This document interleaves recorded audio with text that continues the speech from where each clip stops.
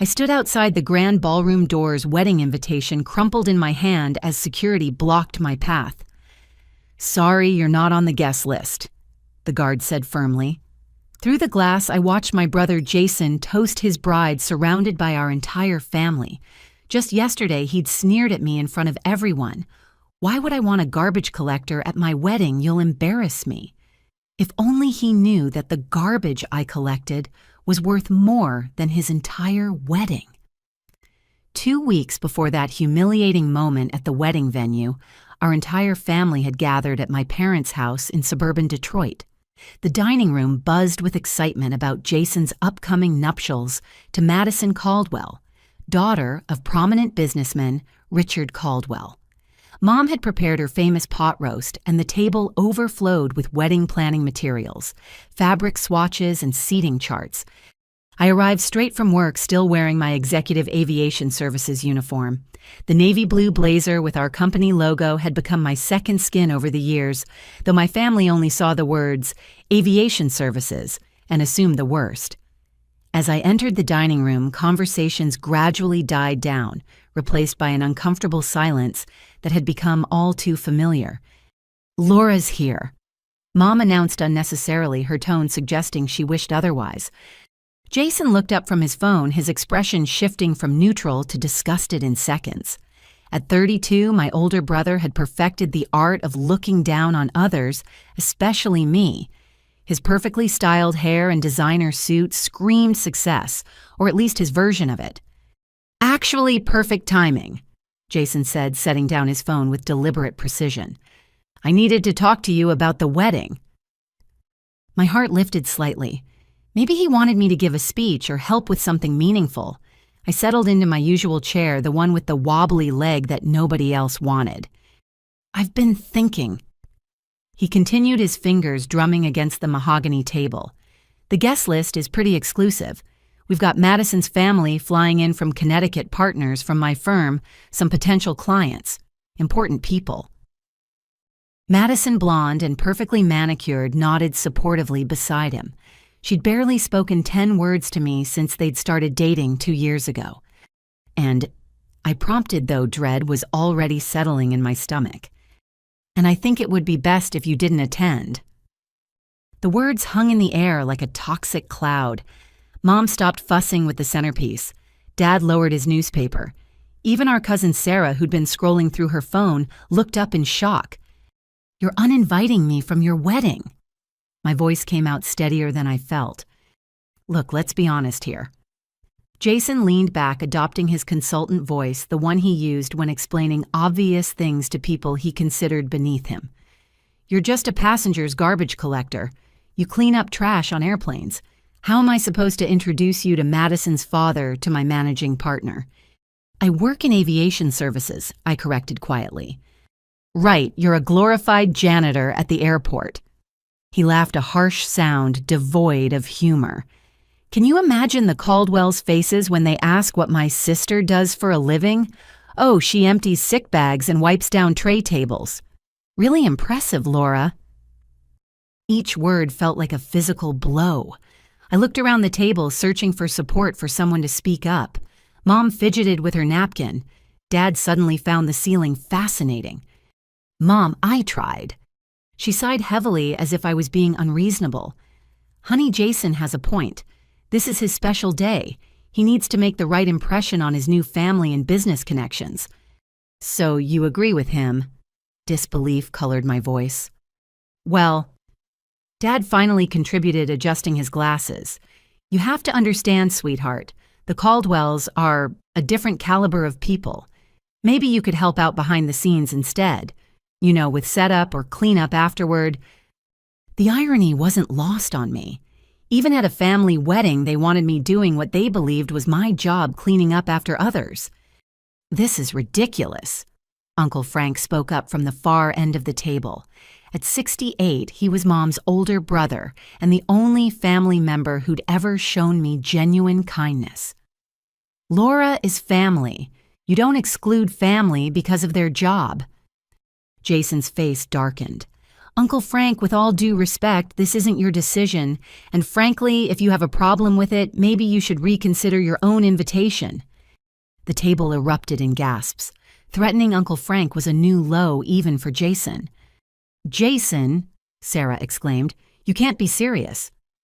"I'm dead serious," he shot back. "This wedding is going to be featured in Modern Luxury magazine.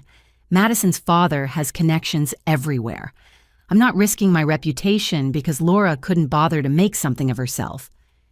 "Making something of herself?" Uncle Frank's voice rose. "Do you have any idea what your sister has accomplished? Do you know anything about her beyond your own prejudices?" "I know she's 28 years old and still cleaning airplanes," Jason retorted. "I know she drives a 10-year-old Honda while I'm about to close a deal on a BMW. I know she rents a studio apartment while Madison and I are looking at houses in Bloomfield Hills. Should I go on?" Madison finally spoke, her voice dripping with false sympathy. "Laura, please understand. We're not trying to be cruel. It's just that the wedding will have a certain atmosphere. We want everyone to feel comfortable." "You mean you don't want your rich friends to feel uncomfortable around the working class?" I translated. "That's not what she said," Mom interjected quickly. "It's exactly what she said," Uncle Frank countered, "and you're all going along with it. Shame on every one of you." "If you don't like it, don't come," Jason snapped. "I won't have anyone at my wedding who doesn't support my decisions." The room fell silent. Uncle Frank stood slowly, his arthritic knees protesting. "Then I guess you'll have one less guest. I wouldn't want to attend a wedding where family is treated like hired help." "Frank, sit down," Mom pleaded. "You're being dramatic." "No, Helen. Your son is being a snob and you're enabling him." He turned to me, his weathered face soft with sympathy. "Laura, you're worth 10 of him. Don't let anyone tell you otherwise." As he walked out, Jason actually smirked. "Good riddance. One less mouth to feed." "So it's settled then?" Madison asked brightly, as if we'd just decided on appetizers. "Laura understands." I stood up my chair, scraping against the hardwood floor. "Oh, I understand perfectly. You're so insecure about your own worth that you need to surround yourself with people you consider successful to feel validated. You're so shallow that you judge someone's entire value by their job title. And you're so cruel that you'd hurt your own sister to impress strangers." "Don't be so dramatic," Mom scolded. "Jason's trying to build a life, make connections. You should be happy for him instead of making this about you." "When have any of you ever made anything about me?" The question burst out before I could stop it. "When I graduated high school with honors, you were too busy celebrating Jason barely passing his classes. When I got promoted at work, you changed the subject to Jason's new apartment. When I needed help with college tuition, you said money was tight, but somehow found $50,000 for Jason's MBA. That was an investment in his future, Dad defended. And what am I, a write-off?" "You're being childish," Jason said dismissively. "This victim mentality is exactly why you're stuck where you are. Maybe if you'd applied yourself like I did, we wouldn't be having this conversation." I looked at each of their faces, memorizing their expressions. Mom's disappointed frown, Dad's avoidance, Jason's smugness, Madison's fake concern, Sarah's uncomfortable silence. Only Uncle Frank's empty chair showed any integrity. "You know what, you're right," I said finally. "We shouldn't be having this conversation. Family doesn't treat each other this way." "So you'll skip the wedding without making a fuss?" Jason asked hopefully. "Oh, I'll skip the wedding," I confirmed, "and everything else that involves any of you. You want me out of your life because I'm an embarrassment. Consider it done. From this moment on, I don't have a brother. I don't have parents who choose sides. I have work to do and a life to live without people who see me as less than." "Laura, don't be ridiculous," Mom called as I headed for the door. I paused, hand on the doorknob. "You just sided with him as he uninvited me from his wedding because of my job. The only ridiculous thing here is that I kept hoping you'd finally see me as more than Jason's disappointing sister. Goodbye." The cool February air hit my face as I stepped outside, and I heard Jason's voice through the window. "She'll be back. She always comes crawling back when she needs something. But he was wrong. As I drove away in my decade-old Honda, I wasn't planning to crawl anywhere. I was planning to soar, and they'd never see it coming. The morning after that disastrous family dinner, I sat in my corner office on the top floor of the Executive Aviation Services building, watching planes take off from Detroit Metropolitan Airport. The floor-to-ceiling windows offered a view most people would kill for, but I'd earned every square inch of it through blood sweat and more 16-hour days than I could count. My assistant Marcus knocked gently before entering with my morning coffee. "The quarterly reports you requested," he said, placing a leather folder on my desk. "And Richard Caldwell's office called again. He's very interested in meeting with you personally about the charter services." Richard Caldwell. My future brother-in-law's father, though he had no idea who I was, beyond being the CEO of one of the most successful private aviation companies in the Midwest. The irony was delicious, but I pushed it aside. I hadn't built this empire for revenge. I'd built it because everyone said I couldn't. I opened the folder, scanning the numbers that never failed to amaze me. 12 private jets in our fleet, 48 million in assets, 320 employees who counted on me for their livelihoods, all from a girl who started by scrubbing coffee stains off airplane seats.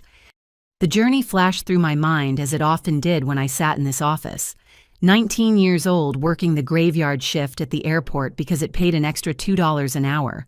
My supervisor, Harold, was a cranky 70-year-old who'd been cleaning planes since the jet age began. "You're different from the others," he'd told me one night as we detailed a CEO's Gulfstream. "You actually care about doing it right." "It's someone's private space," I'd replied, carefully polishing the leather seats. "They deserve it to be perfect." Harold had studied me for a long moment. "You know I'm retiring next month. Been thinking about what to do with my cleaning contracts. Built them up over 40 years, got exclusive deals with 3 charter companies." "That's amazing," I'd said, genuinely impressed. "Problem is, my kids don't want the business. Think it's beneath them." He'd laughed bitterly. "Beneath them, but they sure don't mind the money it made to put them through college." That night changed everything. Harold offered to sell me his contracts for $30,000, payment plan included. I worked 3 jobs, saved every penny, ate ramen for months, and slept 4 hours a night. My family thought I was crazy when I mentioned buying a cleaning business, so I stopped mentioning it. Within a year, I'd expanded from 3 contracts to 10. I hired, carefully treating employees with respect and paying above market rate. Quality attracted more high-end clients. By 22, I had contracts with every major charter service in Michigan. But the real breakthrough came when billionaire tech mogul David Chen's jet needed emergency cleaning before a crucial meeting. Every other service was booked. We made it spotless in 90 minutes. He was so impressed, he offered me a contract for his entire fleet and introduced me to his network. "You should expand beyond cleaning," he'd advised. "Charter services, maintenance, the whole package, vertical integration." So I did. Business loan by business loan, plane by plane, I built Executive Aviation Services into what it was today. The cleaning division that started it all now represented just 10% of our revenue. We offered luxury charter services, maintenance pilot training, and concierge services for the ultra-wealthy. The phone on my desk buzzed. "Ms. Stevenson, Mr. Caldwell on line 1. I took a deep breath and picked up. "Richard, good morning." "Laura finally caught you." His voice was warm, friendly, nothing like his future son-in-law's condescending tone. "I've heard incredible things about your operation. My Seattle team raved about their experience last month." "We aim to exceed expectations," I replied smoothly. "Well, you certainly did. Listen, I have a sensitive situation coming up. Big announcement merger talks need to transport 30 executives from various cities to a confidential location. Complete discretion required." "That's our specialty." "Excellent. But I'd like to meet in person first. This is too important for phone calls. How's your schedule next week?" I glanced at my calendar, knowing I'd make time regardless. "I can accommodate your timeline. When works best for you, Tuesday afternoon I can come to your office. I like to see operations firsthand before committing to partnerships. We'd be honored to host you. After confirming the details and ending the call, I leaned back in my chair. He'd be arriving the day after Jason's wedding. The wedding I was banned from attending. Marcus knocked again. Your 10 o'clock is here. Also, this came for you. He handed me an envelope with familiar handwriting. Uncle Frank's letter was short but powerful. Dear Laura, I'm proud of you for standing up to them. Your parents called trying to get me to talk sense into you. I told them the only sensible thing would be for Jason to apologize. They didn't like that. I know you're hurting, but don't let their blindness dim your light. You've always been special, even when they couldn't see it. Your grandmother knew it too. She'd be proud of the woman you've become. Whatever you're building in your life, keep building it. Success isn't about proving them wrong, it's about proving yourself right. All my love, Uncle Frank. I wiped away a tear before Marcus returned with my 10 o'clock appointment. Melissa Hartford, a young woman from inner city Detroit, entered nervously. She'd applied for our pilot training scholarship program. Miss Stevenson, thank you so much for seeing me, she said, clutching her portfolio. Please call me Laura. Tell me why you want to fly. Her eyes lit up. When I was 8, my dad took me to the airport observation deck. Watching those planes take off, it was like watching freedom itself. I knew that's what I wanted to do, but everyone said kids from my neighborhood don't become pilots. Her words echoed my own journey. Everyone said kids who clean planes don't become CEOs. Everyone said girls from middle-class families don't build empires. What did you tell them? I asked. That I'd prove them wrong. I smiled. Good answer. Welcome to the program, Melissa. Her shriek of joy could probably be heard 3 floors down. As she left practically floating, I thought about Jason and his important guests, his BMW and his magazine wedding. He measured success in status symbols and others' opinions. I measured it in changed lives and built dreams. My phone buzzed with a text from Sarah. Family's going crazy about what you said. Jason's telling everyone you had a mental breakdown. Just thought you should know. I deleted the message without responding. Let them tell whatever story made them comfortable. I had an empire to run and a meeting with Richard Caldwell to prepare for. The best revenge wouldn't be proving them wrong. It would be living so well that their opinions became irrelevant. Looking out at the aircraft below, I remembered something Grandma used to say before she passed. Laura, honey eagles don't fly with pigeons, not because pigeons are beneath them, but because pigeons can't reach the heights where eagles soar. She was right. I'd been trying to fly with pigeons, wondering why they couldn't see the sky I saw. It was time to embrace my wings and soar alone if necessary. 12 jets, 300 employees, and 48 million in assets weren't just numbers. They were proof that the girl who cleaned planes had built her own runway. And I was just getting started. Saturday morning arrived with unexpected sunshine for late February in Michigan. I was reviewing contracts in my home office when my phone rang. Sarah's name appeared on the screen, and despite my better judgment, I answered. Please don't hang up, she said quickly. I need to talk to you. If this is about Jason or the wedding, I'm not interested. It's not about that. Well, not exactly. She paused. Look, Madison's having her bridal shower today at the Townsend Hotel. I know you're not invited, but I think you should be there. Are you insane? I was literally banned from the wedding. I know, but hear me out. Some of Madison's friends were asking about you. They heard Jason has a sister and wondered why you weren't involved. Madison's been making up stories, and they're horrible, Laura. She's telling people you're unstable, that you've been harassing them, that you have substance abuse problems. I can't stand by and watch them destroy your reputation. My knuckles whitened as I gripped the phone. And you think me showing up will help? I think you deserve to face them, to show them you're not who they're making you out to be. Plus, she lowered her voice, Aunt Helen let slip that they're planning to use your absence as more proof that you're troubled. Either you're too ashamed of your job to show up, or you're too unstable to be trusted in public. The calculation was quick. Stay home and let them control the narrative, or show up and face whatever fresh humiliation they had planned.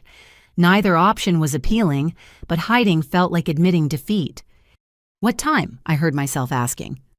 2 o'clock, Birmingham Ballroom. I'll meet you in the parking lot. I chose my outfit carefully.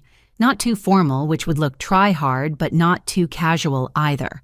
A simple navy dress, pearl earrings Grandma had left me, and the designer handbag I'd bought myself after closing my first $1 million deal.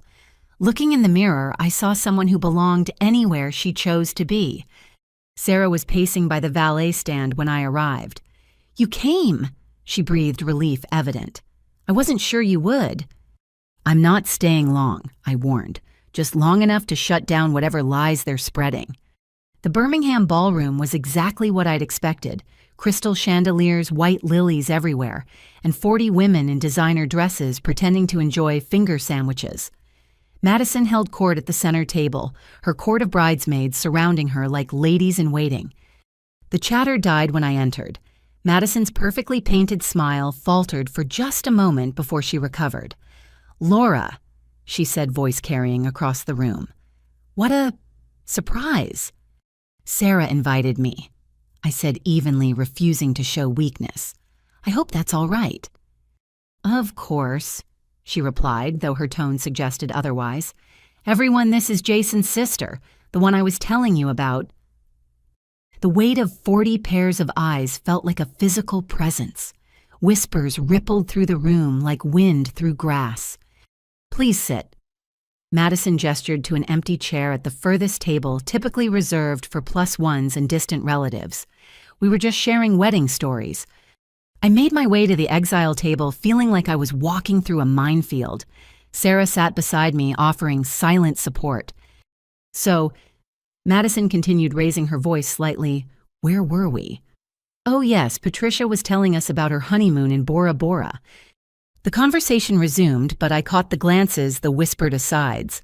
Madison let it build for about 20 minutes before striking.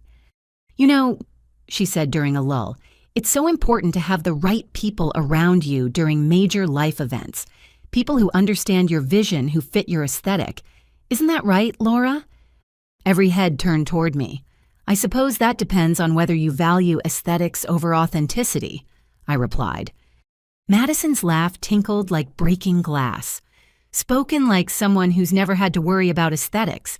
But then again, when you spend your days cleaning up other people's messes, I suppose appearance isn't a priority. "What exactly do you do?" a brunette with too much Botox asked, though her expression suggested she already knew. Before I could answer, Madison jumped in. "Oh, Laura works at the airport. She's in, what's the politically correct term? Sanitation services. She cleans the planes after people use them. Someone has to deal with the vomit and overflowing toilets, right?" The room tittered with uncomfortable laughter. Some women looked genuinely appalled, others seemed to be enjoying the show. "Actually," I started, but Madison cut me off. "It's admirable, really. Not everyone can handle that kind of work. The smells, the awful hours dealing with people's literal garbage. Jason says you've been doing it for 9 years now. That's dedication." "Or lack of options," one of her bridesmaids murmured loud enough to be heard. Now, Madison said with false magnanimity. "Not everyone can marry into success. Some people have to clean toilets. Society needs all types." My face burned, but I kept my expression neutral. Sarah's hand found mine under the table, squeezing supportively. "Though I do wonder," Madison continued, clearly enjoying herself, "how do you handle it? The glamorous life of airplane janitor. Do you at least get to keep the little liquor bottles people leave behind?" More laughter. Someone actually took out their phone, presumably to record this humiliation for posterity. "You know what I handle?" I said, standing up. "I handle entitled people who think their worth comes from their bank account or who they marry. I handle maintaining dignity while others try to tear it down. I handle building something from nothing while watching people who were handed everything act like they earned it." "Oh, honey," Madison's voice dripped condescension. "Is this the breakdown Jason warned us about? Should we call someone?" That's when I noticed a woman at a corner table, elegantly dressed, but separate from the main group. She'd been watching the entire exchange with an unreadable expression. Whitney Morrison, if I remembered correctly from the photos Sarah had shown me, Madison's former roommate from Yale and her maid of honor. Our eyes met and I saw recognition flash across her face. Not personal recognition, but something else. Her hand moved to her phone fingers, flying across the screen. "There's no breakdown," I said calmly. "Just clarity. I see exactly who you all are, and frankly, I'm grateful Jason uninvited me from your wedding. I wouldn't want to celebrate a union based on lies and sustained by cruelty." "Lies," Madison's voice sharpened. "The only liar here is you pretending you belong in places like this. Look around, Laura. These women run charities, manage foundations, lead society. You clean up their trash. Know your place." "I do know my place," I replied. "It's anywhere I choose to be, regardless of what you or anyone else thinks." I turned to leave, but Madison wasn't done. "Running away, typical. Jason said you always quit when things get hard. No wonder you're still scrubbing toilets while he's making executive decisions." Whitney stood up abruptly. "Madison, that's enough." The room fell silent at the unexpected intervention. "Whitney." Madison's voice was uncertain now. Whitney walked toward me, her expression kind but determined. "I don't think we've been properly introduced. I'm Whitney Morrison."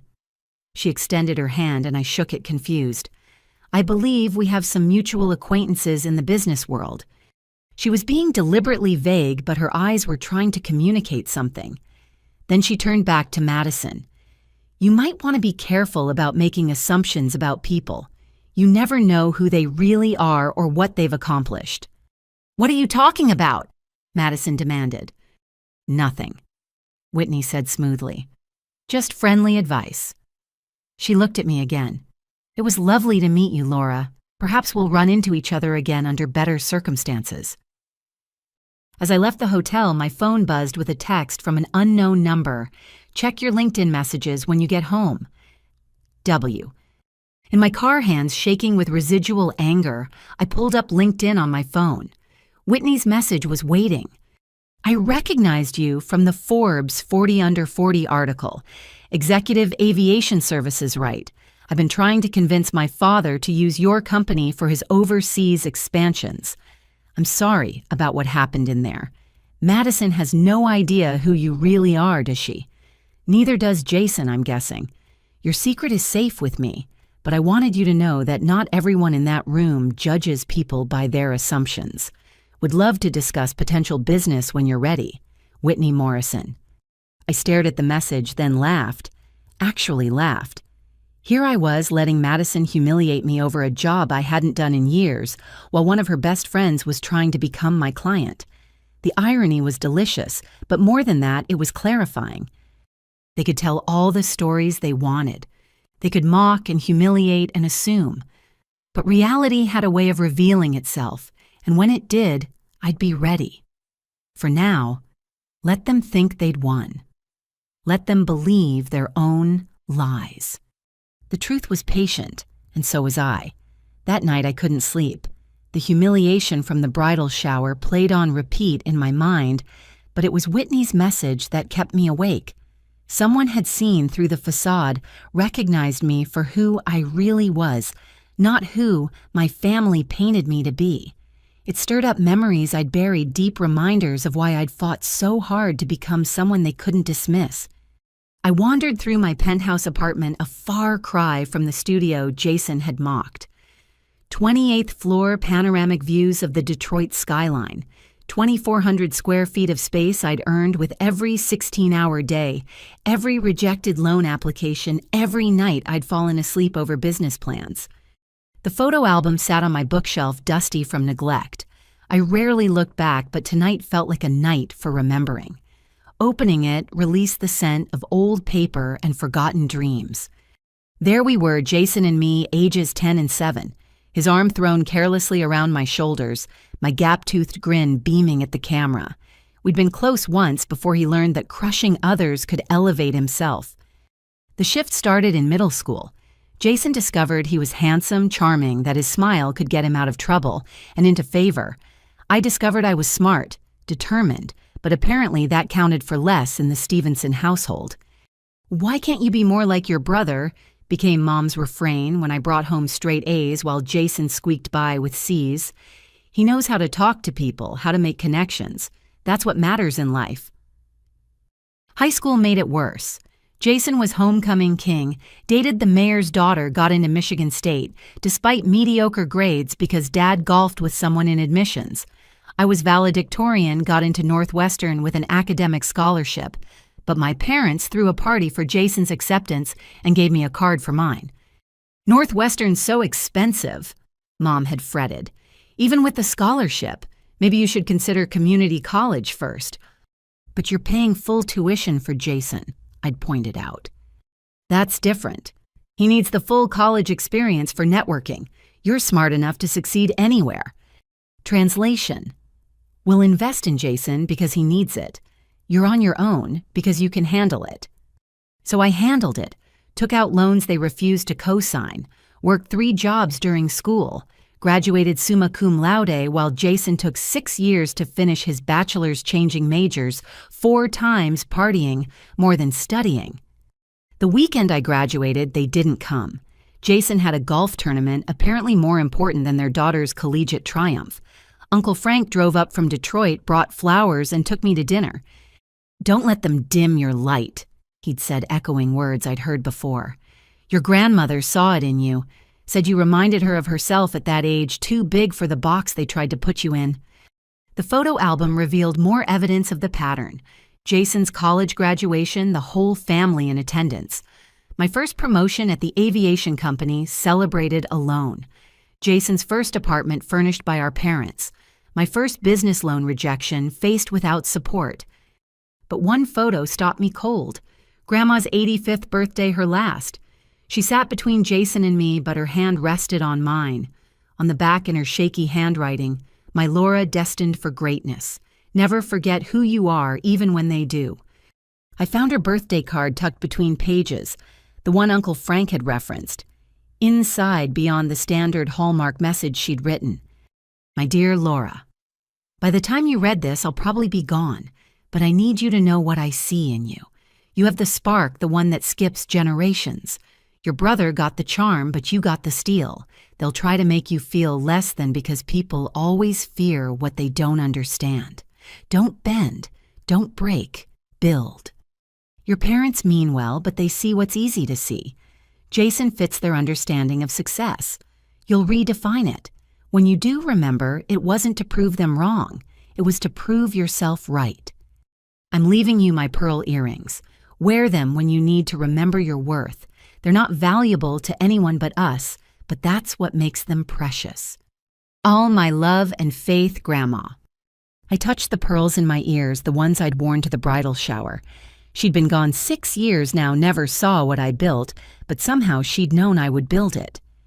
The irony was that I'd tried to share my success with them in the beginning. When I landed my first major contract, I called Mom, excited to share the news. "That's nice, honey," she'd said distractedly. "Oh, did I tell you Jason got promoted to senior analyst?" When I bought my first plane, a used Cessna that needed work but represented everything I dreamed of, I invited Dad to see it. "Seems like a risky investment," he'd worried. "Are you sure you're not getting in over your head? Jason says the aviation industry is volatile." Jason, always Jason. The expert on everything despite never working in aviation, never building anything, never risking anything beyond other people's money. When Executive Aviation Services was featured in Crane's Detroit Business as one of the fastest growing companies in Michigan, I sent them the article. No response. But when Jason was mentioned in a company newsletter for landing a client, Mom framed it. Eventually, I stopped trying, stopped sharing victories they wouldn't celebrate, stopped seeking approval they wouldn't give, started building in silence, surrounding myself with people who saw my worth without blood obligation. People like Marcus, who'd started as a janitor and was now my chief operations officer. Like David Chen, who'd believed in my vision when banks wouldn't. Like Harold, who'd seen potential where others saw just another kid cleaning planes. My phone buzzed, a text from an unknown number, but I recognized the tone immediately. Jason. Heard you crashed Madison's shower. Real classy Laura. This is why we didn't want you at the wedding. You can't help but make everything about you. Some of us are trying to build real lives here, not play pretend CEO. Do us all a favor and stay away from my day. I started to type a response, then deleted it. Started again, deleted again. Finally, I simply blocked the number. He could keep his day, his wedding, his delusions. I had a meeting with his father-in-law next week that would be worth more than all his pretense combined. Looking out at the city lights, I thought about paths not taken. What if they'd believed in me? What if they'd supported my dreams, the way they'd supported Jason's failures? Would I have worked as hard, fought as fiercely, built as determinedly? Probably not. Their doubt had been rocket fuel. Their dismissal had been motivation. Not healthy, perhaps, but effective. Every "you can't" became an "I will." Every "be realistic" became a "watch me." But tomorrow I decided I'd stop building to prove them wrong. Grandma was right. It was time to build to prove myself right, to create something that mattered beyond their opinions, that helped people who'd been dismissed like I had. The scholarship program would expand.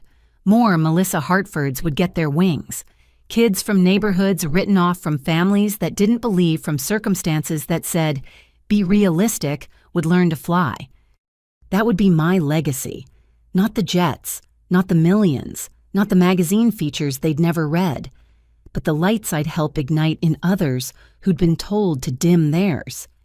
I closed the photo album but kept Grandma's card out. Tomorrow I'd frame it for my office, a reminder of who saw me first, who believed when no one else did. Never forget who you are, even when they do.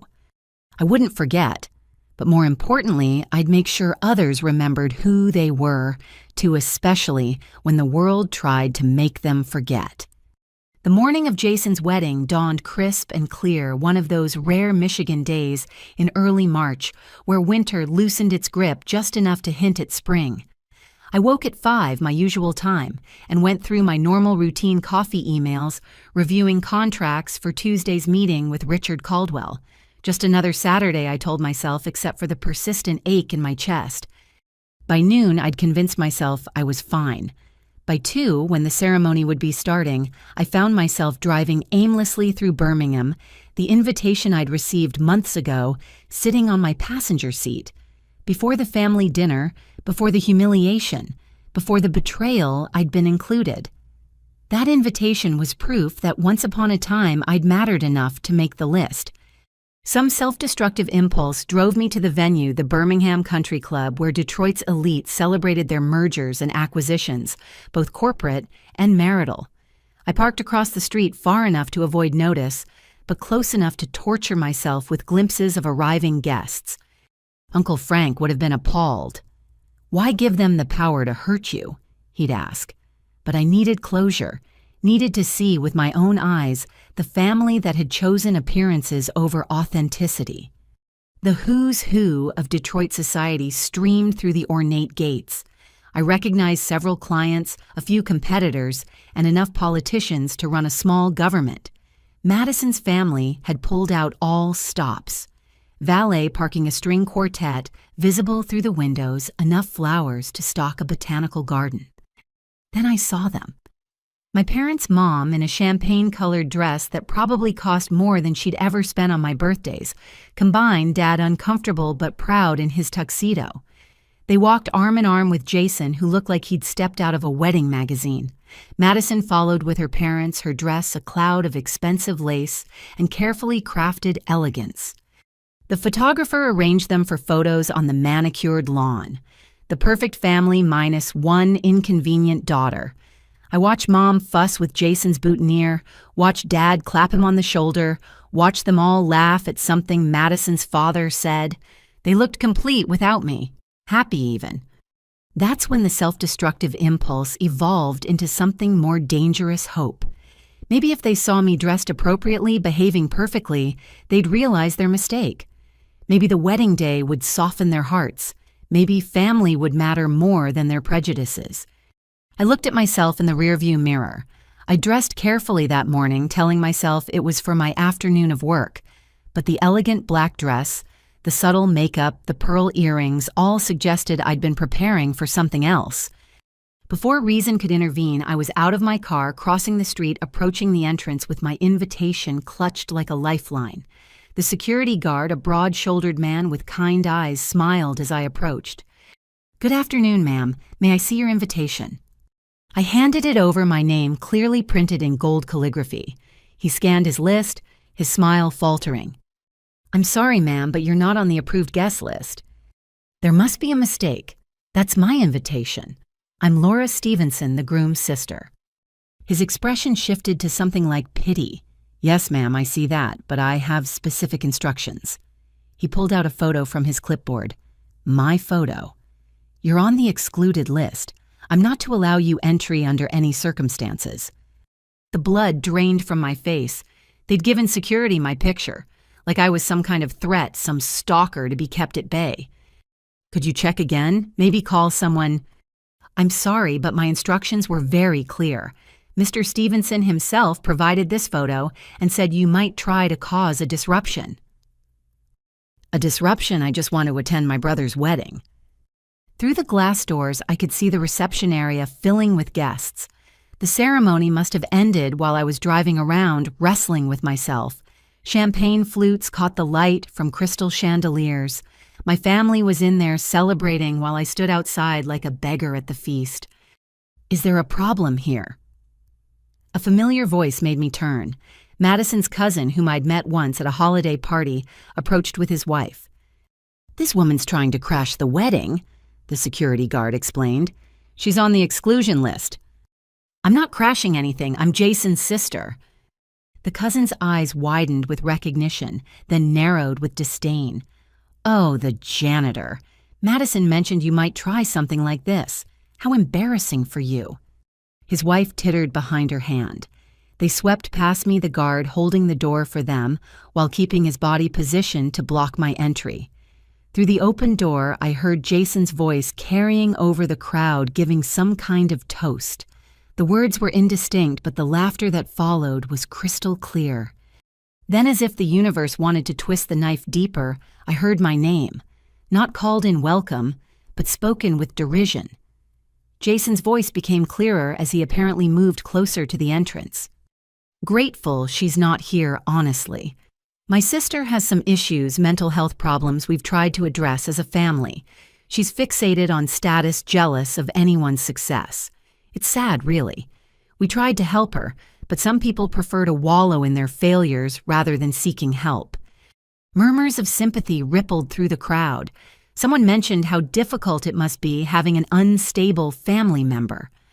Another voice, possibly Madison's mother, added, "You're better off keeping distance. These situations can become dangerous if enabled." "Exactly." My mother's voice chimed in. "We've done everything we could. Therapy, interventions, tough love. But Laura refuses to acknowledge her problems. She lives in fantasy claims to run some big company when she actually cleans planes. The delusions have gotten worse lately." Each word was a calculated blow designed to destroy any credibility I might have with their social circle. They weren't just excluding me, they were assassinating my character to justify it. The security guard shifted uncomfortably. "Ma'am, I think it's best if you leave now." But I couldn't move. Through the doorway, I saw the photographer, the same one from the family photos earlier. He'd shifted position, his camera aimed not at the reception but at the entrance, at me. He was documenting my humiliation, probably at Jason's request, evidence of the crazy sister who tried to crash the wedding. "Get some video, too," I heard Jason instruct him, "just in case we need it for a restraining order." That broke my paralysis. A restraining order against his own sister for the crime of existing, of wanting to witness his marriage, of hoping family meant something.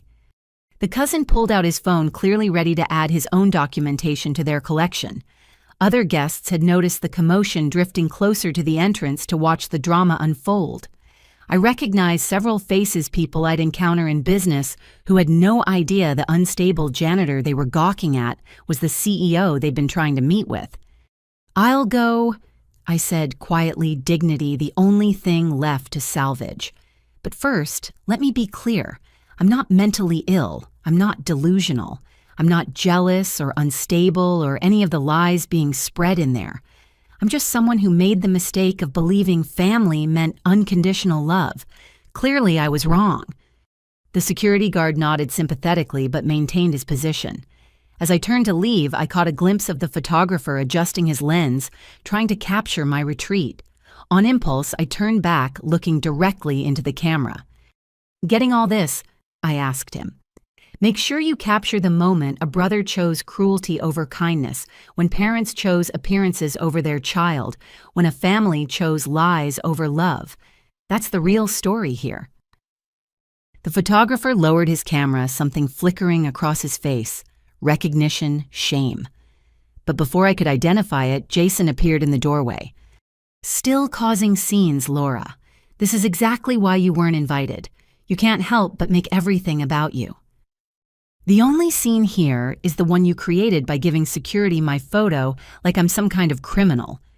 Preventive measures," he said coolly, "and clearly necessary. Normal people don't show up where they're not wanted. Normal brothers don't ban their sisters from their weddings because of their jobs. It's not about your job.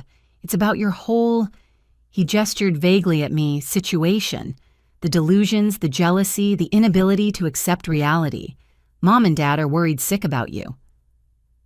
So worried they're in there toasting your marriage while spreading lies about my mental health. See, this paranoia is exactly what I'm talking about.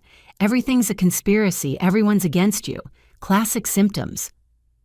The gaslighting was so smooth, so practiced, I almost wondered if I was crazy. Almost. But the photo in the security guard's hand was real. The exclusion was real. The character assassination I'd overheard was real. Goodbye, Jason. Enjoy your wedding. Enjoy your life built on lies and sustained by cruelty. When it all falls apart, remember this moment. Remember that you had a choice, and you chose this.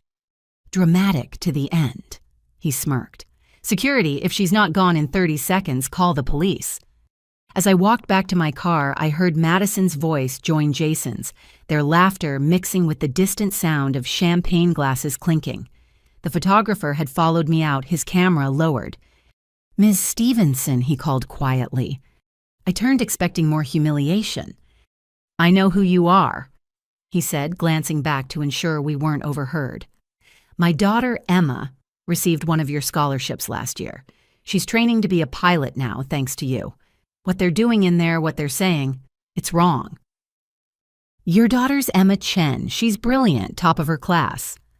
Because you gave her a chance when everyone else saw a kid from the wrong zip code." He pulled out a small recording device. "I've been documenting everything today, including what your family's been saying. The real story. If you ever need it..." "Why would you risk your job?" "Because some stories need to be told truthfully. And because my daughter would never forgive me if I stood by and let them do this to you." He handed me a business card. "My personal number, when you're ready."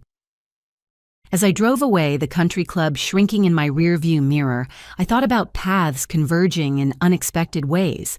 The photographer whose daughter I'd helped, Whitney recognizing me from Forbes, Uncle Frank standing up for me, Richard Caldwell seeking my services. Jason could have his wedding, his lies, his carefully curated life. But truth has a way of surfacing like cream rising to the top or jets ascending through clouds. And when it did, I'd be flying high above their reach in skies they never even knew existed. Monday morning arrived with the kind of purpose that only comes from righteous determination. The weekend's humiliation had crystallized into something harder, sharper resolve. I arrived at the office before sunrise, the city still sleeping below my window as I prepared for the most important meeting of my career. Marcus knocked at 7 sharp with my coffee and the final preparations for Richard Caldwell's visit.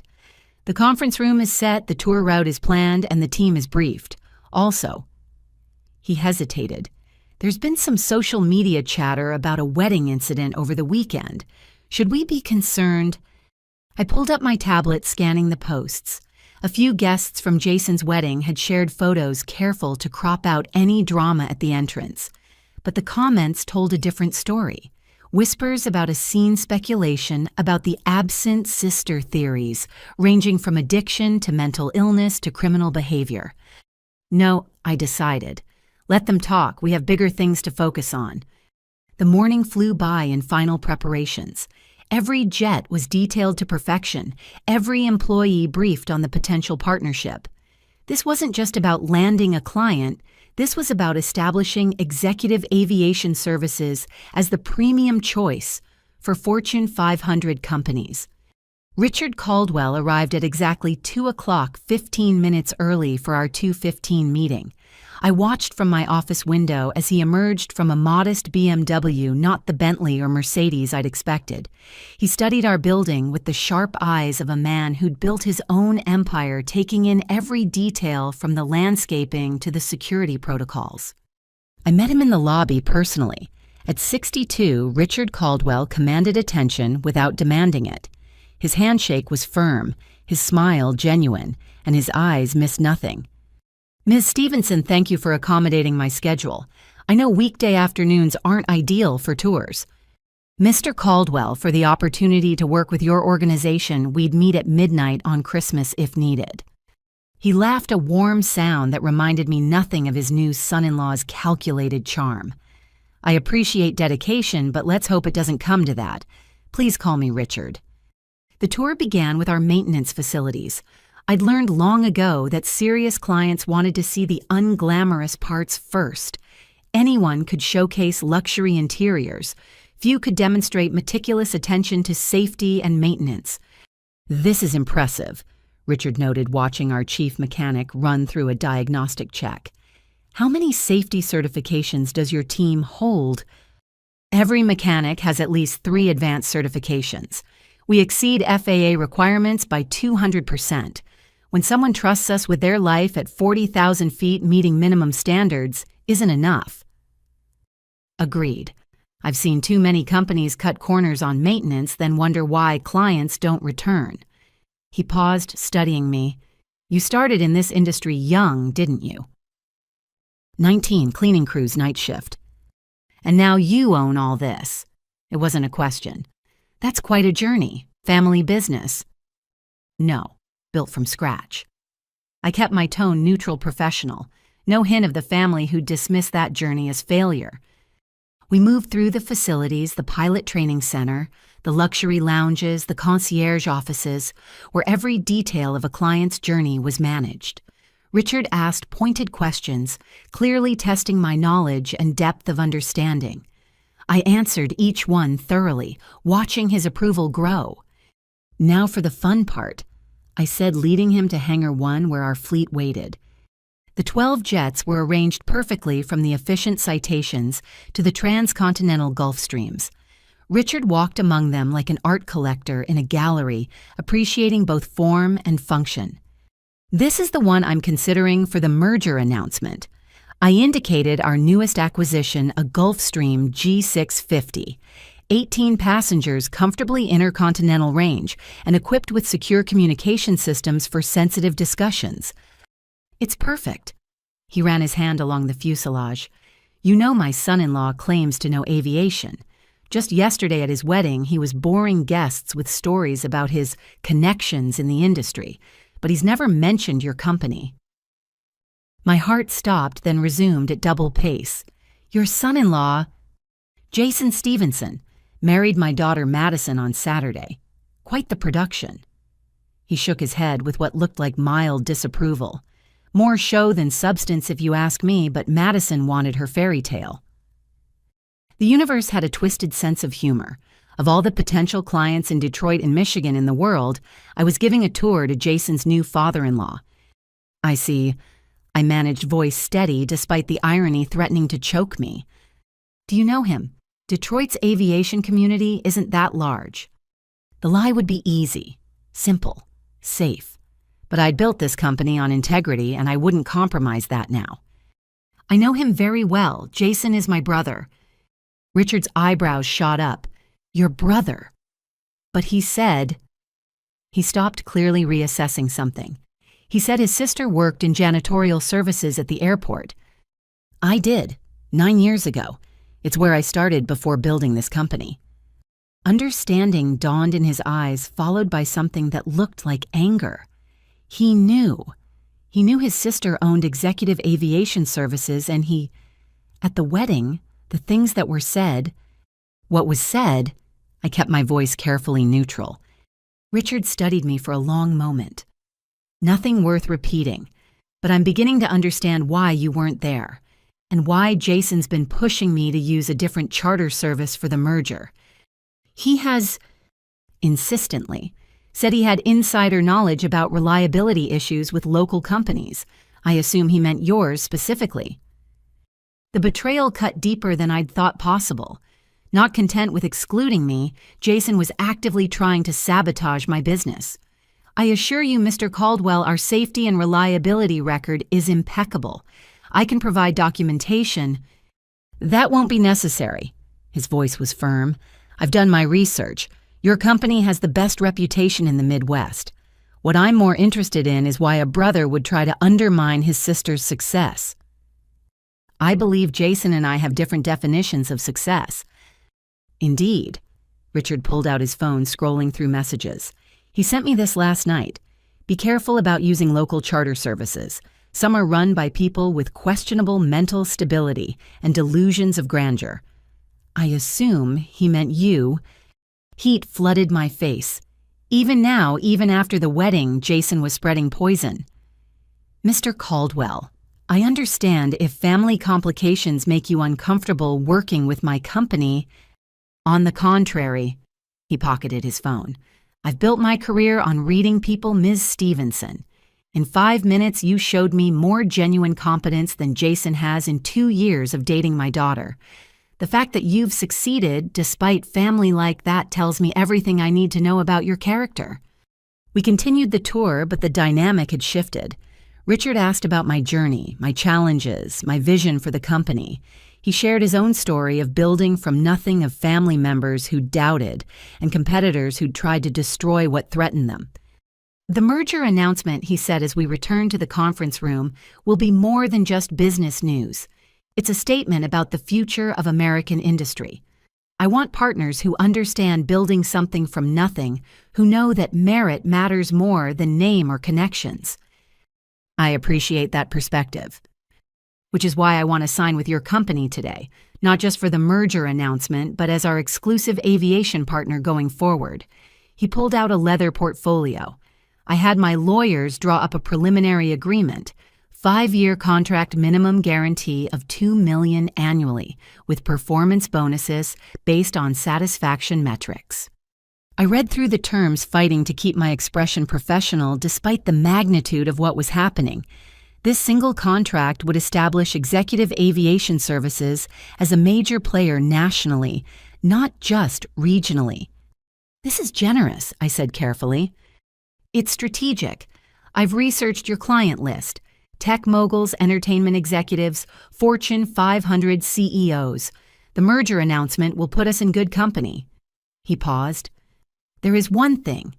Jason's been promised a role in the announcement. PR and media relations. He'll be furious when he learns we've contracted with you.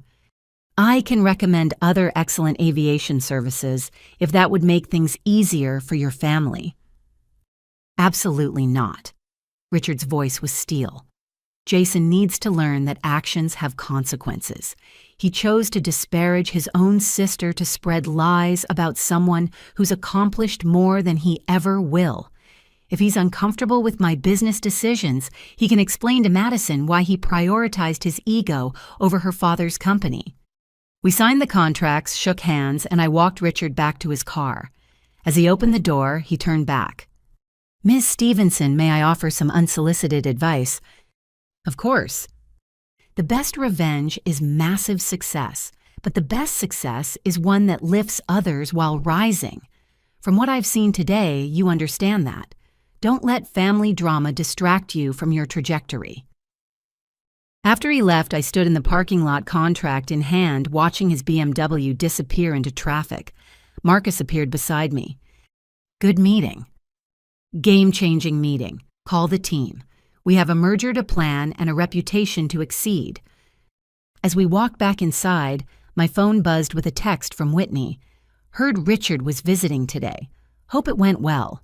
Also thought you should know. Jason's been telling everyone you're trying to sabotage his career out of jealousy. The lies are getting more elaborate. Stay strong.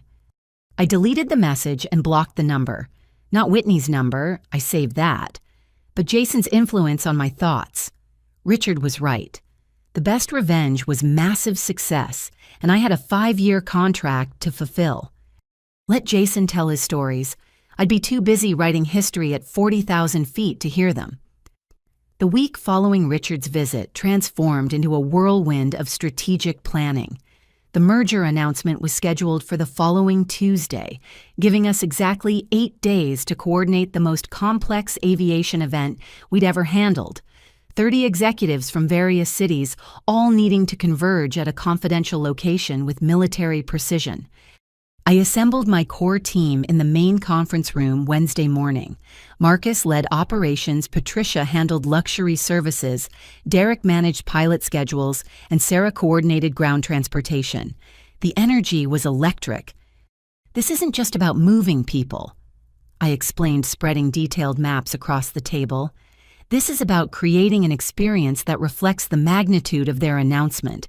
Every detail matters. Where's the destination? Patricia asked, already calculating catering needs. Mackinac Island. Richard wants somewhere exclusively accessible by air or water, symbolic of the merger bridging gaps. We'll use the Grand Hotel as base, but the actual announcement will be at a private venue. Derek whistled. Weather could be tricky this time of year. Which is why we need backup plans for backup plans. I want alternative routes, reserve aircraft on standby, and weather monitoring starting 48 hours out. We worked 18-hour days fueled by ambition and excellent coffee. Every jet was assigned, every route mapped, every contingency planned. I personally selected pilots knowing Richard's guests would include some of aviation's most experienced travelers. But planning perfection while Jason plotted destruction created an interesting dynamic. By Thursday, Whitney's warnings proved prophetic. My phone buzzed with alerts as Jason's social media transformed into a smear campaign. Concerned about family members struggling with delusions. One post read, "When does helping become enabling? When does love mean letting go?" The comments flooded in, friends and acquaintances offering support for his difficult situation. Madison added her own posts about the stress of dealing with unstable relatives and how grateful she was for a husband who protected their peace. Friday brought an unexpected visitor. The photographer from the wedding, Martin Chen, arrived with a USB drive and a determined expression. "Ms. Stevenson, I've been struggling with this all week, but after seeing what they're posting online, I can't stay silent." The conference room screen filled with wedding footage, but not the pretty parts. Jason holding court at the bar, wine flowing freely as he elaborated on his sister's mental illness. "She's convinced she runs some big company," his recorded voice slurred. "Lives in a fantasy world where she's the successful CEO. It's sad, really. We've tried interventions, but she refuses help." "Poor thing." Madison's mother sympathized. "Cleaning planes all day must be so demoralizing. No wonder she retreats into fantasy." "The worst part," my mother added clearly several champagnes in, "is how she lies about it. Shows up at family events spinning these elaborate tales about contracts and private jets. We just nod along. What else can you do?" The recording continued, each family member adding their own creative embellishments to my supposed mental illness. By the end, according to them, I was one step away from institutionalization. "This is just a sample," Martin said quietly. "I have 3 hours of footage. They spent more time discussing your absence than celebrating the marriage." "Why show me this?" "Because truth matters. My daughter's flying helicopters for the Coast Guard now because you believed in her. I won't let them destroy you with lies." I copied the files, thanked Martin, and returned to planning. The footage burned in my laptop like a living thing, but I had bigger priorities. Revenge could wait. Excellence couldn't. Saturday arrived with weather concerns. A storm system threatened the Great Lakes, potentially disrupting Tuesday's flights. Derek and I spent hours analyzing patterns, adjusting schedules, positioning aircraft strategically. We could suggest postponing, he offered. Richard Caldwell doesn't postpone. We adapt. I pulled up alternative routing. Southern approach, avoiding the system. It'll add flight time but ensure comfort. My phone rang, unknown number, but I recognized Jason's new technique of calling from different lines since I'd blocked his. What do you want? Laura, finally. Listen, I heard through the grapevine that you're working on some big charter deal. I wanted to warn you not to overreach. These delusions of grandeur are getting worse. The only delusion here is your belief that I care about your opinion. I'm trying to help you. Madison's father mentioned using a charter service, and I'd hate for you to embarrass yourself thinking your little cleaning company could handle something that sophisticated. The irony almost made me laugh. Jason, I need to go. Some of us have actual work to do. This is what I'm talking about. This fantasy where you're some big shot. Laura, you clean planes. That's not a bad thing, but pretending it's more than that is sick. Mom and Dad are worried. I hung up and immediately called Patricia. Change of plans. I want champagne on every flight. Not just any champagne, the 96 Krug, and make sure the bottles are visible when passengers board. That's $12,000 per bottle.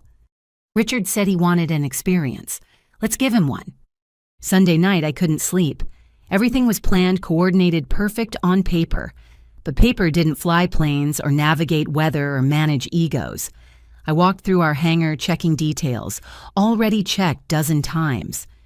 You should rest, Marcus said, appearing with his own clipboard. Big day ahead.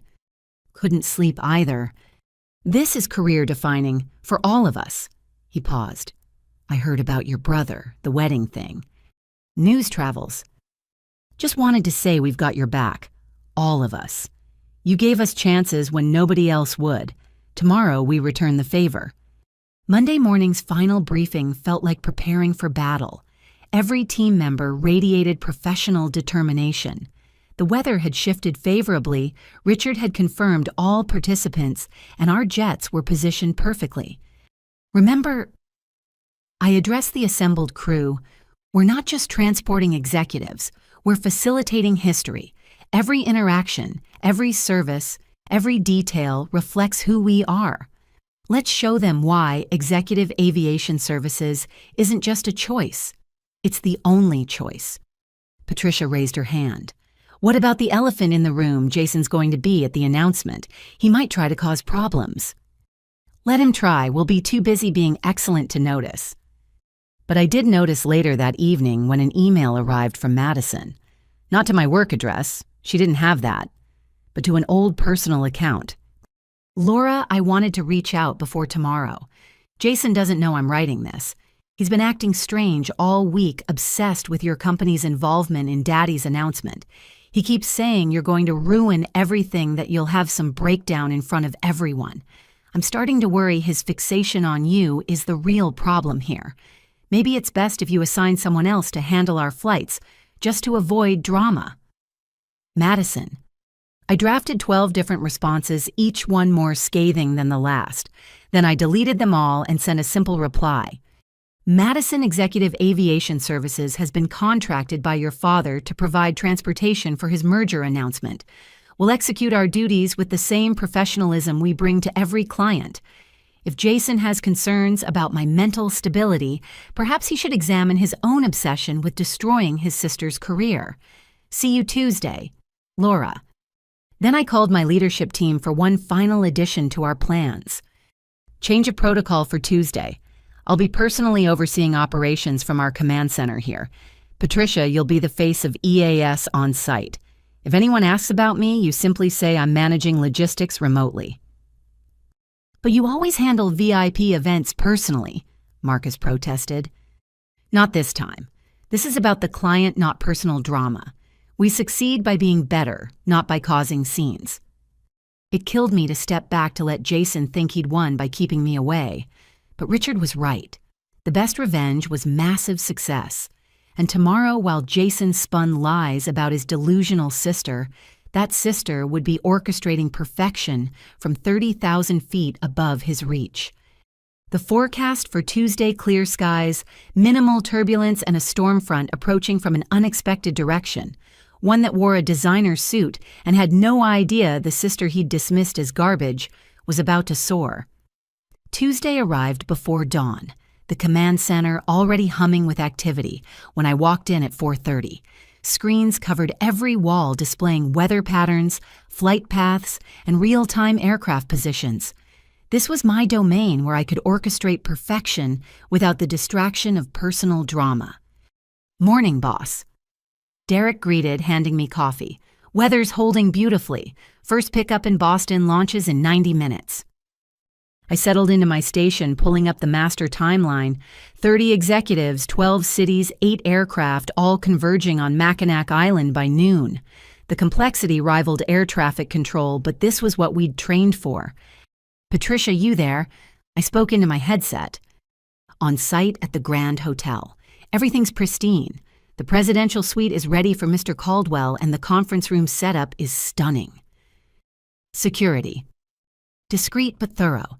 Nobody gets near the venue without clearance. My fingers flew across keyboards monitoring each element. The Gulf Stream picking up tech executives from San Francisco, the Citation collecting banking representatives from New York. Every flight tracked every detail managed. At 6:15, my personal phone buzzed. Mom calling. I let it go to voicemail, but she immediately called again and again. "Something wrong?" Marcus asked, noticing my distraction. "Family drama, nothing that can't wait." But the calls kept coming. Dad, Sarah, numbers I didn't recognize. Finally, I silenced the phone entirely. Whatever crisis they'd manufactured could wait until after we'd made history. "Boston flight is airborne," Derek announced. Passengers commented on the champagne, said they'd never seen Krug served on a charter. "Good, next pickup. Chicago in 40 minutes, 3 automotive executives." I pulled up social media on a secondary screen, curious about the family communication bombardment. Jason's latest post made everything clear. Trying to stay positive on this important day, but family mental health crises don't pause for business. My sister is apparently orchestrating some elaborate scheme involving my father-in-law's company. I'm genuinely concerned she might show up and cause a scene. If anyone sees her near Mackinac Island, please alert security immediately. She needs help, not enablement. The comments were a mixture of sympathy and speculation, but buried among them Whitney's voice of reason. "Jason, perhaps focus on your own event rather than obsessing over your sister. Just a thought." His response was telling, "Easy to say when your family isn't self-destructing. Some of us have to protect our reputations from unstable relatives." San Francisco requesting early departure. Patricia's voice interrupted. "Passengers eager to get started." "Approved. Adjust the Mackinac arrival accordingly." I pushed family drama aside, focusing on what mattered. Each flight launched perfectly, each passenger settled with luxury. The champagne was a hit, the catering sublime, the service impeccable. By 9:30, most aircraft were airborne. The command center map looked like strategic art planes converging from every direction toward our island destination. "Laura." Patricia's voice carried concern. "We might have a situation. Jason just arrived 3 hours early. He's trying to inspect our setup, asking where you are." "Let him inspect. You're in charge on site. Be polite, professional, and don't give him any information he doesn't need." He's being difficult, telling staff you're not really the CEO, that you're delusional. Some of the hotel employees seem confused. I switched to a private channel. "Patricia, you have full authority to handle this. If he becomes disruptive, hotel security can escort him out. Document everything." "Copy that." The New York flight reported minor turbulence over Pennsylvania. I coordinated with air traffic control, finding a smoother altitude. The passengers never felt more than a gentle bump. Detroit departure in 20. Marcus announced. "That's Richard Caldwell's flight." The most important passenger saved for optimal timing. His jet would arrive precisely when all others had landed, allowing him to make an entrance worthy of the moment. "Chicago flight requesting altitude change," Derek called. "Weather building to the west." "Approved, route them around it." My silenced phone lit up with another call. This time Madison. I almost answered, then remembered her email suggesting I step aside. She'd chosen her side. "Boss, you need to see this." Marcus pointed to a social media feed on his screen. Jason had started live streaming from the hotel.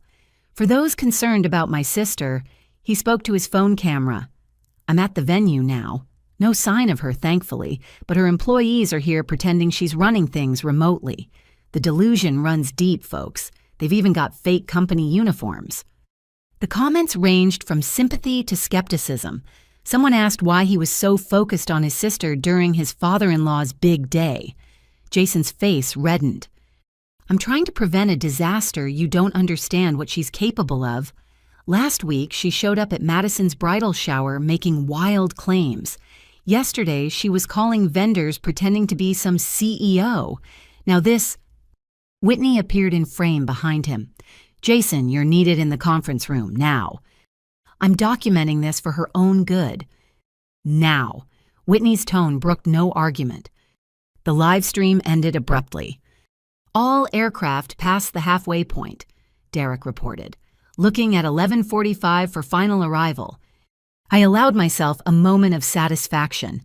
Despite Jason's circus, despite family attempts to derail my focus, the operation ran flawlessly.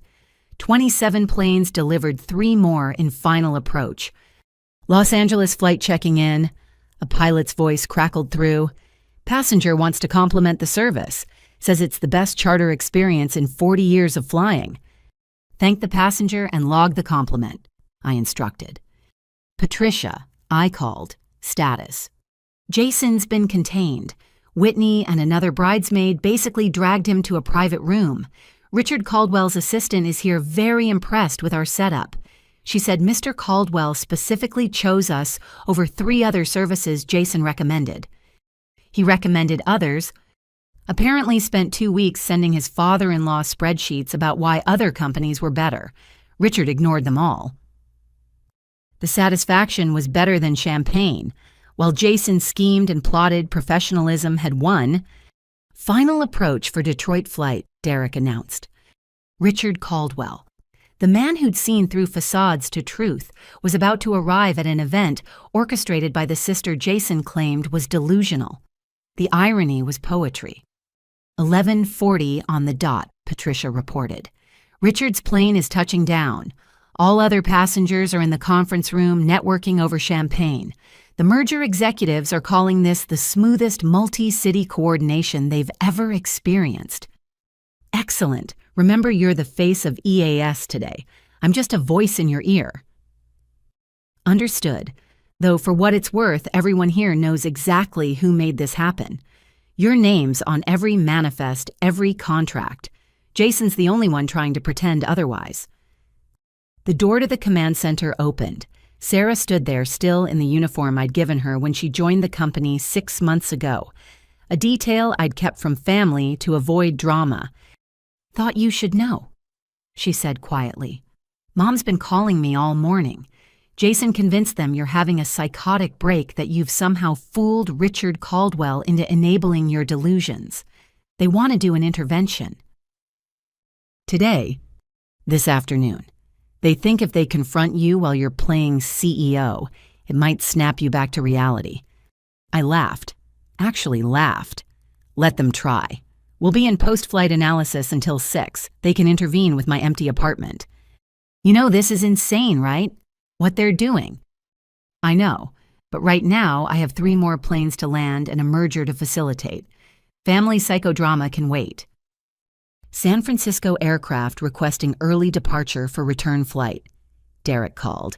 "Passengers have a dinner engagement." "Approved. Assign Captain Morrison, he knows the routes best." Sarah watched me work, seeing me in my element for the first time. "This is really yours, isn't it? All of it." Every plane, every contract, every decision. Then why let them? Because fighting them validates their narrative. I'm too busy succeeding to argue about whether I'm successful. Detroit Passenger has deplaned, Patricia reported. Richard Caldwell is greeting executives personally, and he mentioned you by name. Said the CEO of Executive Aviation Services deserves credit for flawless execution.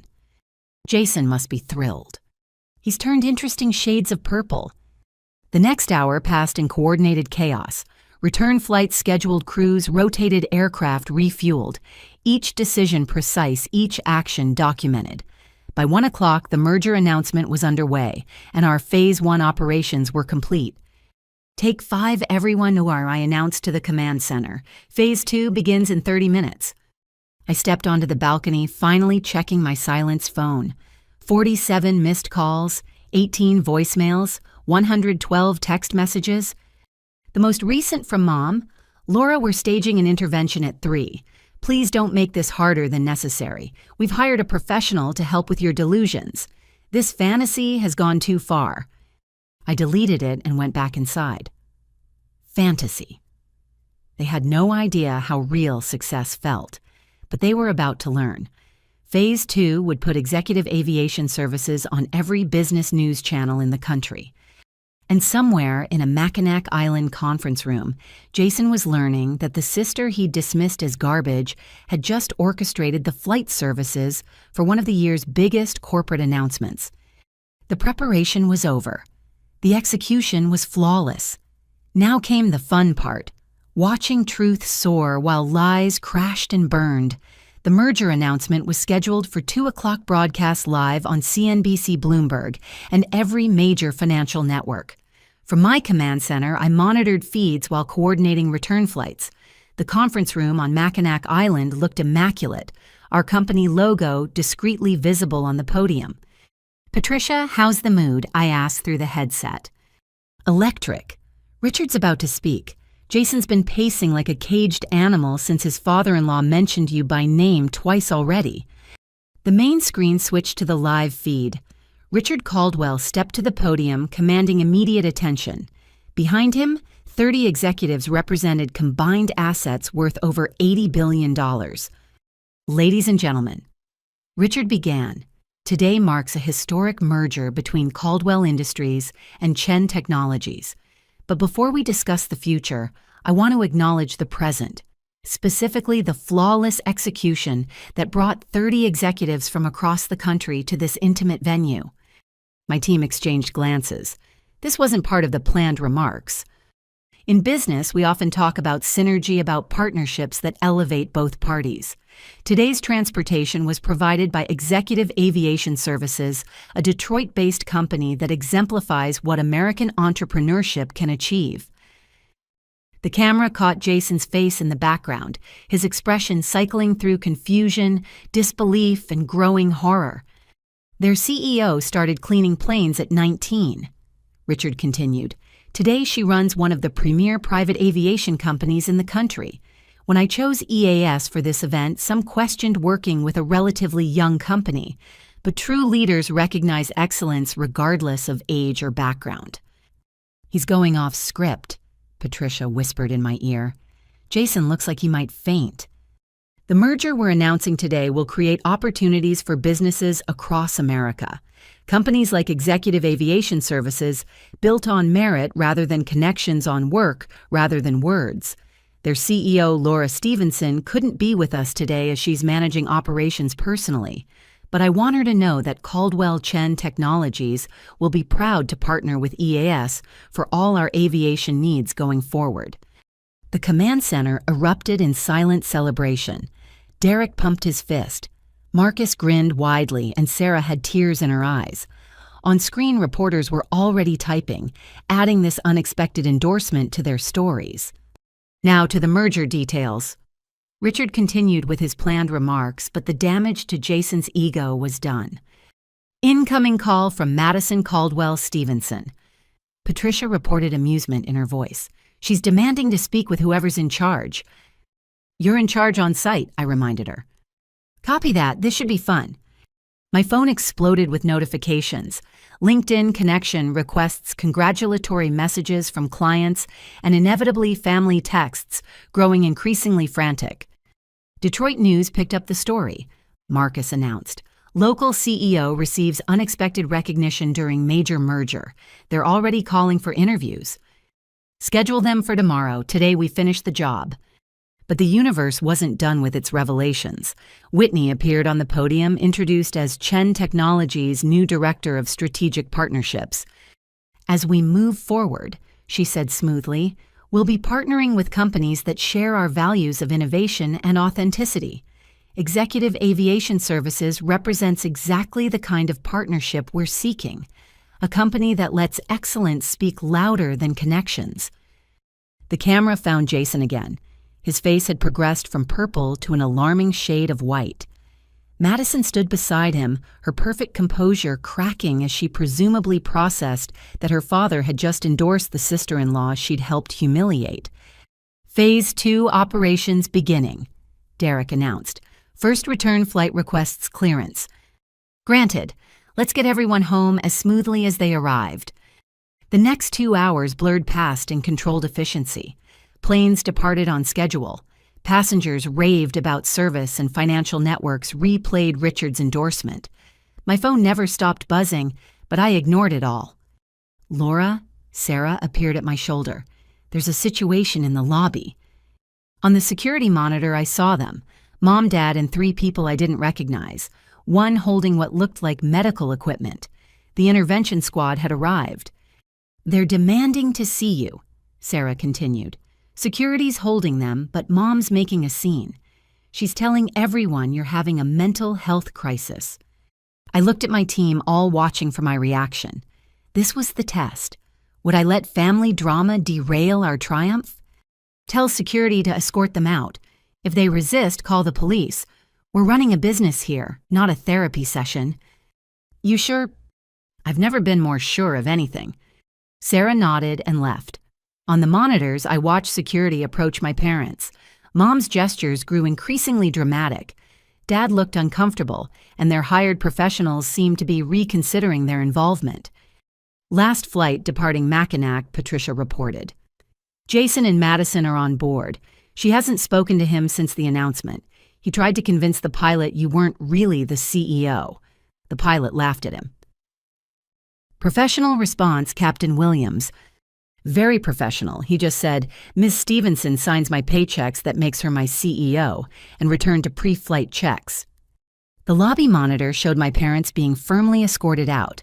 Mom was shouting something about lawsuits and kidnapping, but the security team remained professionally impassive.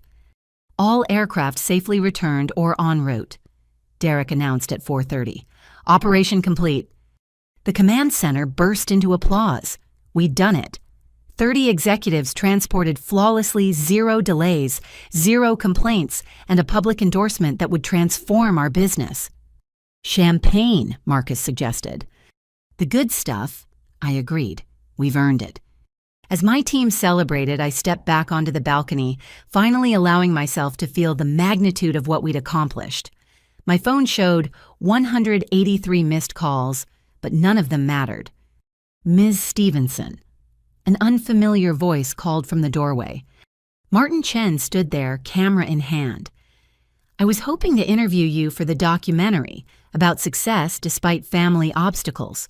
Whitney Morrison connected us. She's funding the project. A documentary. About family dynamics and entrepreneurship. Your story contrasted with the wedding footage I captured. If you're willing. The poetry of it all nearly made me laugh. While Jason had plotted my downfall, he'd actually orchestrated his own exposure. Can it wait until tomorrow? My team deserves to celebrate without cameras. Of course.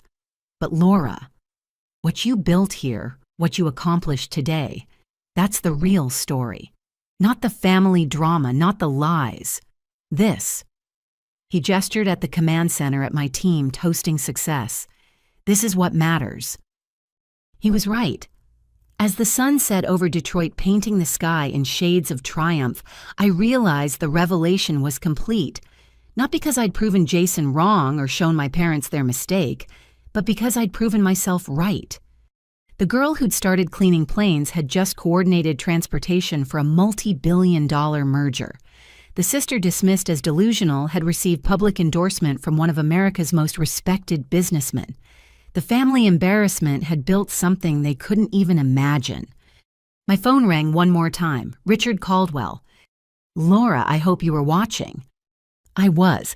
"Thank you for the acknowledgement, though it wasn't necessary." "It was absolutely necessary. Your brother spent the entire flight back trying to convince my daughter you're unstable. She finally told him to shut up or find his own way home." "I'm sorry you're dealing with family drama because of me." "I'm not. It's clarifying. Madison's seeing who she married, and I'm seeing who I want to do business with. Your company exemplifies everything I respect. Their drama just confirms I made the right choice." After we hung up, I rejoined my team. Sarah raised a glass in my direction. "To Laura Stevenson," she said, "who taught us all that the best revenge isn't proving them wrong, it's proving yourself right." We toasted as the last plane touched down safely, as news networks replayed the endorsement, as my family presumably regrouped for their next attack. But they'd already lost. They just didn't know it yet. The grand reveal was complete. Executive Aviation Services was no longer a regional secret, but a nationally recognized success. And somewhere in first class flying back to Detroit, Jason was learning that the sister he'd called garbage had just soared past everything he'd ever dreamed of achieving. The view from 40,000 feet had never looked better. By Wednesday morning, the full impact of Richard Caldwell's endorsement had rippled through Detroit's business community. My office phone hadn't stopped ringing since I'd arrived at 5:30. 3 Fortune 500 companies wanted meetings. 2 international corporations requested proposals, and a documentary crew was setting up in our conference room. The Wall Street Journal wants a statement. Marcus announced juggling 2 phones, and Bloomberg Television is requesting a live interview for this afternoon. Schedule the interview for 3. Written statement to WSJ by noon. I scrolled through my tablet, watching our company valuation climb with each news mention. Also, prep the investor deck. This attention will attract acquisition offers. You thinking of selling? Never. But let them make offers. It validates our worth. My personal phone, silent all morning, suddenly exploded with activity. The family group chat I'd muted months ago showed 97 new messages. Curiosity won, and I scrolled through the meltdown. "Mom, emergency family meeting tonight. This has gone too far." "Dad, Laura's clearly having an episode. That Caldwell man is enabling her delusions." "Jason, I tried to warn Richard, now he's caught up in her fantasy. This is dangerous." "Sarah, maybe we should consider that Laura's telling the truth." "Jason, don't you start. I was there. She doesn't own anything. This is elaborate manipulation." "Mom, Sarah, your cousin is sick. Don't encourage this." The messages grew increasingly frantic as family members who'd seen the news tried to process the cognitive dissonance.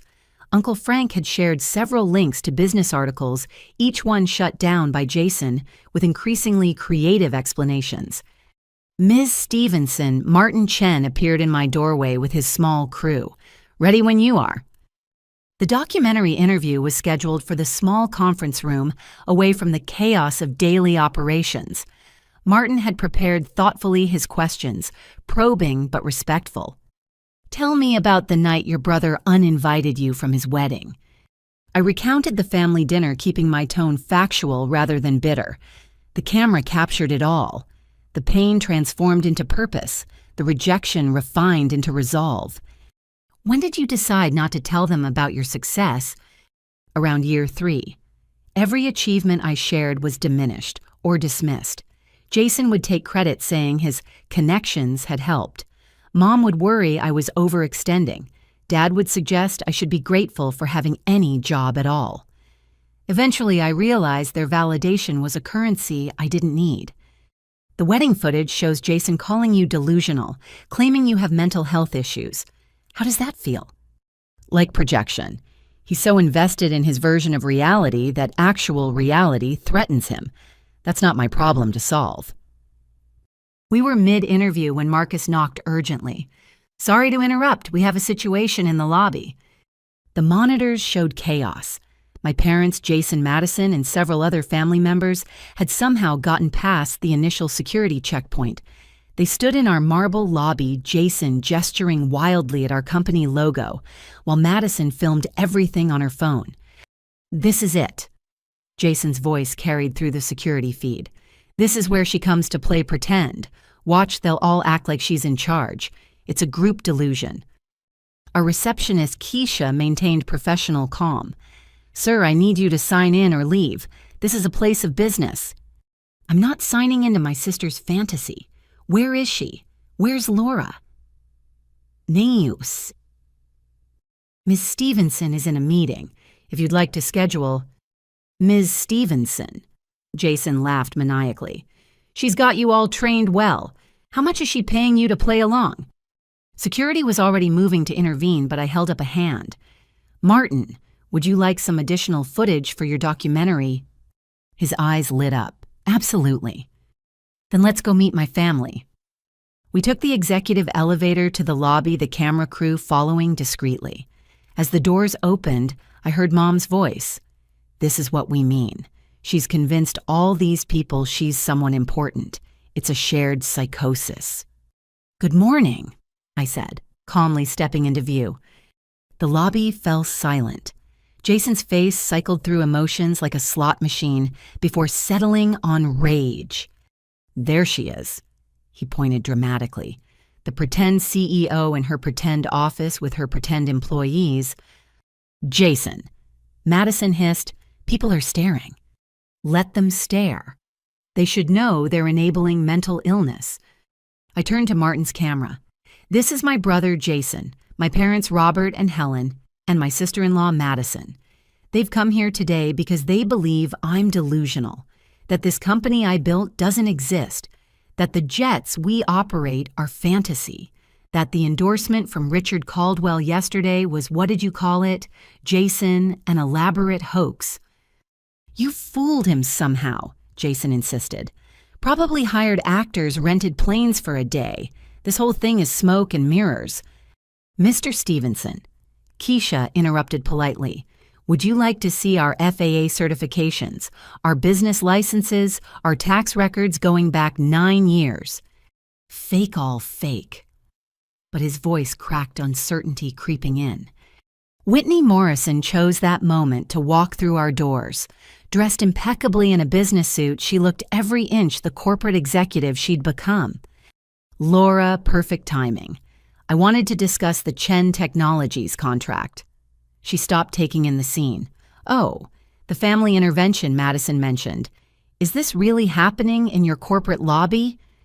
Madison turned crimson. "Whitney, what are you doing here?" "Business. With the CEO of Executive Aviation Services. The very real, very successful CEO." She turned to Jason. "You know your obsession with denying your sister's success is bordering on pathological. Have you considered therapy?" "This isn't happening," Jason muttered. "You're all in on it. She's paying you." "Paying me?" Whitney laughed. "Jason, my family's worth $800 million. What exactly could Laura pay me to lie?" The crack in Jason's certainty became a chasm. He looked around the lobby, at the marble floors, the modern art, the employees moving efficiently through their day. The cognitive dissonance was visibly painful. "Mom." He turned desperately to our parents. "You said she was sick. You said this was all delusion." Mom clutched her purse tighter. "It has to be. Our Laura cleans planes. She doesn't. This isn't." "I used to clean planes," I corrected gently. 9 years ago. But none of you ever asked what I did after that. You assumed, and Jason reinforced those assumptions because it made him feel superior. "But you never corrected us," Dad accused. "I tried. Remember when I told you about my first contract? You said I should be careful not to get in over my head. When I mentioned buying planes, you worried I was being scammed. Every success I shared, you found a way to diminish. So I stopped sharing." "This is gaslighting," Jason exploded. "You're rewriting history. Tell them about your studio apartment, your 10-year-old Honda." I sold the Honda 5 years ago. The studio apartment was 8 years ago. You're stuck in a version of me that hasn't existed for nearly a decade." Martin's camera captured everything. The family who'd built their identity around being better than me crumbling as reality refused to match their narrative. "Mr. Caldwell warned me about you," Madison said quietly to Jason. "On the flight back, he said you'd spent 2 years lying about your sister trying to sabotage her success. I didn't believe him." "I wasn't lying. She's the liar. This is all—" "Jason." Madison's voice was ice. "My father doesn't make mistakes about people. If he says your sister runs this company, she runs this company, which means you've been lying to me, to my family, to everyone." "Baby, you don't understand." "I understand perfectly. You were so threatened by your sister's success that you tried to destroy her reputation rather than celebrate it. What kind of man does that?" Mom stepped forward, her face a mask of confusion and growing anger. "Laura, if this is all true, why didn't you tell us?" "I just explained why." "No, I mean, the company, the money, family helps family. You should have included us." And there it was. Not an apology for their treatment, not recognition of their mistakes, but anger that I hadn't shared the wealth they'd told me I'd never achieve. "Like you included me in Jason's wedding." "That's different. You're being petty." "No, Mom. I'm being clear. You chose Jason over me repeatedly. You believed his lies over my truth consistently. You treated me as less than constantly. Now you want the benefits of a relationship you destroyed?" "We're your family," Dad interjected. "Uncle Frank is family. He stood by me. Sarah is family. She defended me. You're relatives who happen to share DNA but never shared respect." Jason's phone rang. He answered desperately, probably hoping for escape. His face went white as he listened. "That was my firm," he said numbly. "I'm under review. Someone sent them a video of me at the wedding talking about using my connection to Richard to get insider information. They're suspending me pending investigation." "I wonder who could have done that," Whitney mused innocently. The lobby had filled with employees pretending to work while actually watching the drama. I needed to end this before it became a circus. "Security, please escort my relatives out. If they return, call the police." "Laura," Mom shrieked, "you can't throw us out. We're your parents." "You're trespassers in my place of business. Leave with dignity or leave in handcuffs. Your choice." Jason made one last attempt. "This isn't over. I'll prove you're fraud. I'll hire investigators." "Investigate away. Every record is public. Every certification is real. Every success is documented. While you're investigating, I'll be running my company." Security moved in professionally but firmly guiding my family toward the exit. Madison hung back, separating herself from the group. "Laura," she said quietly, "I owe you an apology. I believed Jason's version because it was easier than questioning someone I thought I loved. That was wrong." "What are you saying?" Jason demanded. "I'm saying I want a divorce. My father was right about you. You're a small man who tears others down to feel tall." She walked out, leaving Jason standing slack-jawed as security guided him away. The last I saw of my family, they were huddled on the sidewalk, apparently arguing about whose fault this all was. "Well," Martin said, lowering his camera. "That was certainly dramatic." "That was closure," I corrected. 9 years overdue." Whitney approached her expression sympathetic. "You okay?" "Better than okay. They came here to force their narrative on my reality. They left faced with a truth they can't deny anymore." "So what now?"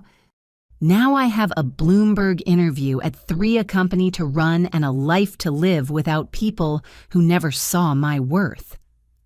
I turned to my employees who'd witnessed the whole scene. Shows over everyone. Back to work. We have an empire to build. As the lobby returned to normal, I felt lighter than I had in years. The family meltdown was complete. The truth was undeniable, and I was finally free from seeking validation from people incapable of giving it. My phone buzzed with a text from Uncle Frank. "Saw the news. Proud of you, kiddo. Your grandma would be too. Family isn't about blood, it's about who shows up. He was right. My real family, my employees, my mentors, my true supporters, had been here all along. The rest were just relatives, and after today's performance, they weren't even that anymore. Thursday evening arrived with an unexpected storm system, matching the tempest brewing in my family. I'd spent the day in back-to-back interviews, each reporter more fascinated by the secret CEO angle than the last. The Bloomberg appearance had gone viral, particularly the clip where I'd said, "Success is the best response to those who bet against you." I was reviewing contracts in my home office when the doorman called. "Miss Stevenson, your parents and brother are here. They're quite insistent." "They're not on the approved visitor list, Thomas." "Yes, ma'am, but your mother is quite emotional. She says it's about family reconciliation." I sighed. Running from this confrontation would only delay the inevitable. "Send them up, but stay alert. If I call down, I need security immediately." 10 minutes later, my doorbell rang with the weight of years of dysfunction behind it. I opened the door to find my parents and Jason all looking somewhat diminished from yesterday's lobby performance. "May we come in?" Mom asked, her usual commanding tone replaced with something almost humble. I stepped aside wordlessly, watching them take in my penthouse. The floor-to-ceiling windows showcasing Detroit's skyline, the original artwork, the obvious success they'd denied existed. "This is impressive," Dad admitted, studying a sculpture I'd bought to celebrate my first $1 million contract. "Why are you here?" They settled uncomfortably on my leather sofa, the same one where I'd cried after being uninvited from Jason's wedding. The irony wasn't lost on me. "We need to talk," Mom began. "About everything. About the lies, the misunderstandings." "You mean Jason's lies that you chose to believe?" Jason flinched. His usual bravado had evaporated, leaving someone I barely recognized. I need to explain." "Then explain." He rubbed his face, looking older than his 32 years. "Madison filed for divorce this morning. Her father called my firm, told them I was a liability. I've been terminated effective immediately." I waited, offering no sympathy. "The thing is," he continued, voice cracking, "I knew.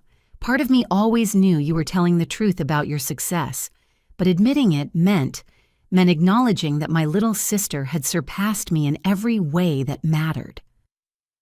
"So you chose to destroy my reputation instead?" "I was the golden child, the one who was supposed to succeed. You were supposed to stay in my shadow. When you didn't, when you started building something, I couldn't handle it." "That's your explanation, ego." "It's not an excuse," he said quickly. "Just the truth. Every milestone you achieved felt like a personal attack on my identity. So I convinced myself and everyone else that it couldn't be real." Mom shifted uncomfortably. "We believed him because it was easier than accepting we'd failed you." "Failed me." "We poured everything into Jason," Dad admitted. "Time, money, attention, belief. When he struggled, we made excuses. When you succeeded, we barely noticed. Acknowledging your achievements meant acknowledging our favoritism. And that was too hard." My voice was steady, but my hands trembled. "We're not good parents," Mom said quietly. "We played favorites, chose sides, created a dynamic where Jason felt entitled and you felt invisible. Then we punished you for refusing to stay invisible." The admission hung in the air like a confession at trial. Part of me wanted to rage, to list every hurt, every dismissal, every moment they'd chosen him over me. But what was the point? They knew. They'd always known. "What do you want from me?" I asked finally. "Forgiveness," Jason said immediately. "A second chance. Maybe a job I know that's audacious after everything, but I'm facing bankruptcy. Madison's taking everything." I laughed, sharp and bitter. "A job you spent years telling people I was delusional, and now you want me to employ you. I know I don't deserve it." "You're right. You don't." I moved to the window, needing distance. "Do you understand what you did? It wasn't just the wedding humiliation or the lies. You actively tried to sabotage my contracts. Richard Caldwell told me about the spreadsheets, the recommendations to use other companies. You tried to destroy my livelihood because it threatened your ego. I was wrong. You were cruel. There's a difference. Dad stood approaching cautiously. Laura, we're not asking you to forget. We're asking for a chance to make amends, to rebuild something.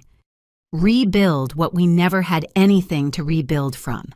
You've treated me as lesser my entire life. The only thing that's changed is that now my success is too big to deny. That's not true, Mom protested. We love you. You love the idea of a daughter who fits your expectations. You never loved who I actually am. The girl who worked 3 jobs during college, you called her stubborn. The woman who bought her first plane, you called her reckless. The CEO who built an empire, you called her delusional. People can change, Jason interjected. Can they? Because 48 hours ago, you were in my lobby screaming that I was mentally ill. The only thing that's changed is that your lies have consequences now. My phone buzzed, Sarah texting, "Security footage from yesterday has 3 million views. News channels want statements." I showed them the text. Your meltdown has gone viral. The whole world saw who you really are, and you want me to pretend it didn't happen. We're family, Mom said desperately. No, Uncle Frank is family. He defended me when you attacked. Sarah is family. She chose truth over comfort. Martin Chen is more family than you. He believed in my story when you were denying it. You're just people who happen to share my DNA. So that's it. Jason's voice turned bitter. You get your revenge and walk away. Revenge. I whirled on him.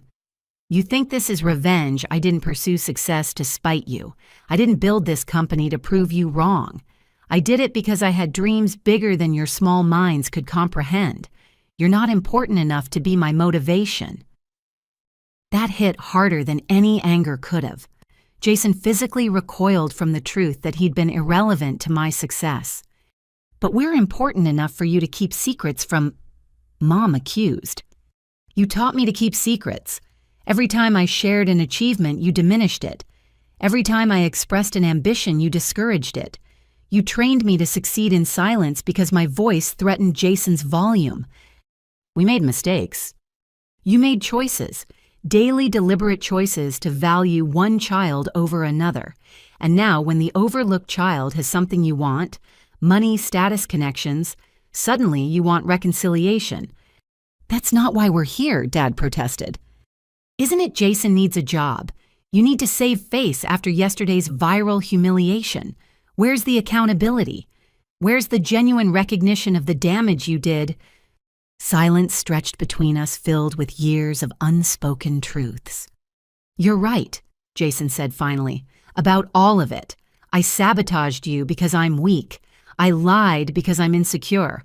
I tried to destroy you because your success highlighted my mediocrity. I don't deserve forgiveness, and I definitely don't deserve a job. It was the first honest thing he'd said in years. I know you don't believe us, Mom added, but seeing you yesterday, seeing what you built despite us, we're proud of you. Belatedly, inadequately, but genuinely proud. Your pride means nothing to me now. I needed it when I was 7 and brought home perfect grades. I needed it when I was 19 and working nights to pay for school. I needed it when I was 25 and signing my first major contract. Now your pride is as irrelevant as your doubt. They stood to leave defeat written on their faces. At the door, Jason turned back. For what it's worth, you're the strongest person I know. I spent so much energy trying to keep you down because somewhere deep inside, I always knew you'd fly higher than I ever could.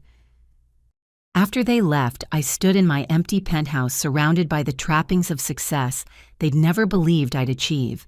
The confrontation I dreaded for years was over, and I felt empty. Not sad, not angry, just empty.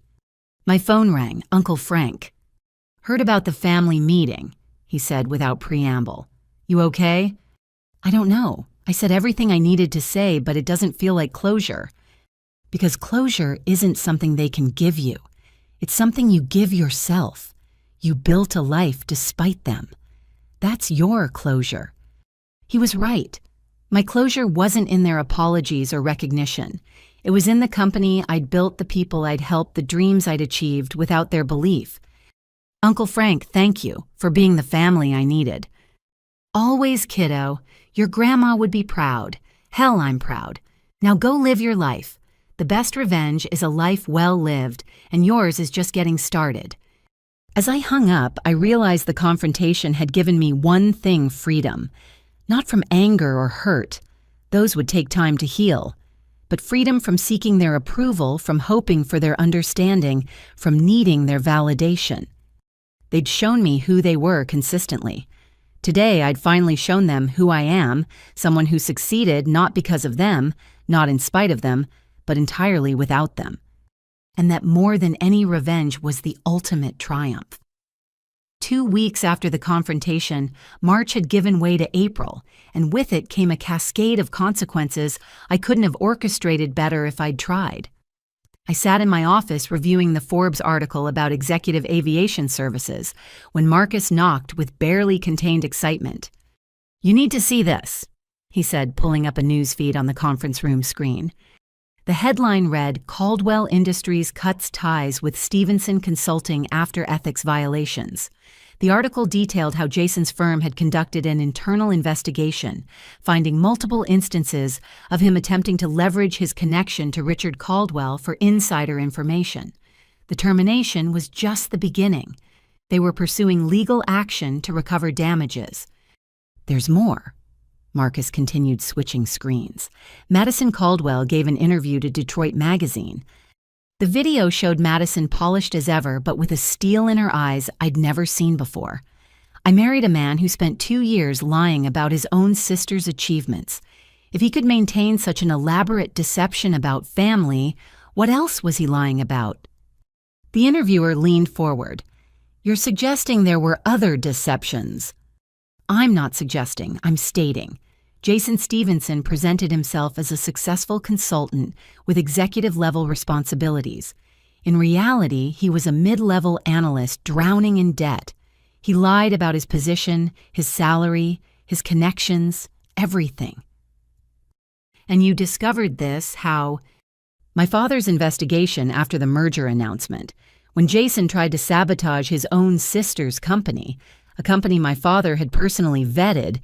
Dad decided to investigate Jason himself. What he found was illuminating." The interview continued with Madison detailing Jason's financial deceptions, his attempts to manipulate her trust fund, and his systematic campaign to isolate her from anyone who might reveal his lies, including me. "The saddest part," Madison concluded, "is that his sister is genuinely successful. Brilliant, actually. If he'd celebrated her instead of trying to destroy her, he might have learned something." My phone buzzed with a text from Whitney. "Did you see Madison's interview? She's not holding back. Also thought you should know. Jason's been reaching out to everyone in our network begging for job referrals. No one's responding." I set the phone aside as Patricia entered. "The Chen Technologies contract just expanded. They want us to handle all Asian Pacific routes. That's an additional $12 million annually. Coordinate with Derek on pilot assignments. We'll need to hire for the expansion. Already posted the positions. Also," she smiled, "someone interesting applied for our entry-level management program." She handed me a resume. Jason Stevenson. Education inflated. Experience exaggerated. References notably missing Richard Caldwell or anyone from Madison's circle. At the bottom, a handwritten note. "I know I don't deserve consideration, but I need this. Please." "What do you want to do?" Patricia asked.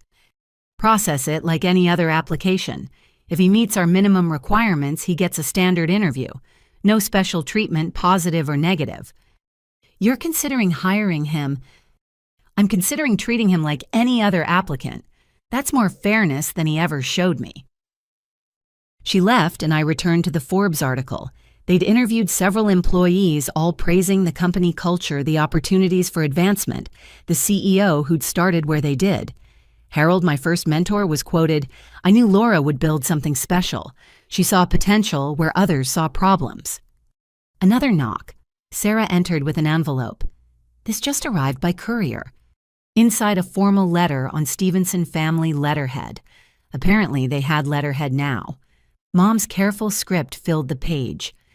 Dear Laura, your father and I have been reflecting on our failures as parents. We've started family therapy to understand how we created such a toxic dynamic. The therapist suggested we write letters of accountability, not asking for forgiveness, just acknowledging our actions. We failed you. From childhood through present day, we consistently chose favoritism over fairness. We dismissed your achievements while inflating Jason's. We created a competition where there should have been collaboration. Worse, when you succeeded despite us, we chose to believe lies rather than celebrate truth. We participated in a campaign to discredit you that culminated in public humiliation, ours deservedly. This letter isn't seeking reconciliation. It's simply acknowledging that we were wrong, you were right, and your success is entirely your own achievement. We're proud of who you've become, even though we have no right to that pride. If you ever find space in your life for us again, we'll be grateful. If not, we understand. Some bridges once burned can't be rebuilt. Mom and Dad. I read it twice, feeling something. Not forgiveness, not yet, but maybe the beginning of understanding that they were finally seeing themselves clearly. Ms. Stevenson. Keisha's voice came through the intercom. Richard Caldwell is here. Says it's urgent. Richard entered looking uncharacteristically flustered. Laura, I apologize for dropping by unannounced, but we have a situation. What's wrong? Jason has been shopping a tell-all book proposal about you. My Sister, the Secret Millionaire, a story of deception. He's claiming you manipulated everyone, that the company is built on fraud, that you're dangerous. My blood ran cold. Publishers are interested. We're interested. Until my lawyers contacted them with documentation of Jason's lies, his termination for ethics violations, and Madison's divorce filing citing fraud. No reputable publisher will touch him now, but he'll self-publish or find a blog. Already handled. Whitney and I have prepared a preemptive strike. He handed me a tablet showing a press release. We're announcing Executive Aviation's expansion, including your full background story. Every major outlet will have the real narrative before Jason can spread more lies. The release was perfect. Professional but personal, highlighting the journey from night shift cleaner to CEO without demonizing my family. Whitney had added a quote, Laura Stevenson represents the best of American entrepreneurship, someone who built success through determination rather than connections. Additionally, Richard continued, I'm recommending EAS to every CEO in my network. By the time Jason tries his smear campaign, you'll be untouchable. Why are you doing all this? Because you're good at what you do. Because you treated me with respect when you had every reason to be bitter about my connection to Jason. And because I can't stand bullies, especially when they're family. That evening, I hosted a dinner for my real family. Uncle Frank, Sarah, my leadership team. The people who'd believed in me when believing wasn't easy. Martin Chen brought rough cuts of his documentary now titled Blood and Business When Family Becomes Opposition. The network wants to fast-track it, he explained. Your story resonates. People are tired of nepotism winning. They want to see merit triumph. Just tell it honestly, I requested. No villains, no heroes, just truth. As we toasted the company's expansion, my phone lit up with notifications. The press release had dropped, and the business world was responding. Interview requests, partnership proposals, speaking engagements at major universities. You realize what's happening, Uncle Frank said quietly. The tables haven't just turned. They've been flipped entirely. Jason's lost everything he valued, job, marriage, reputation. You've gained everything he said you couldn't have. I didn't want him to lose everything, I admitted.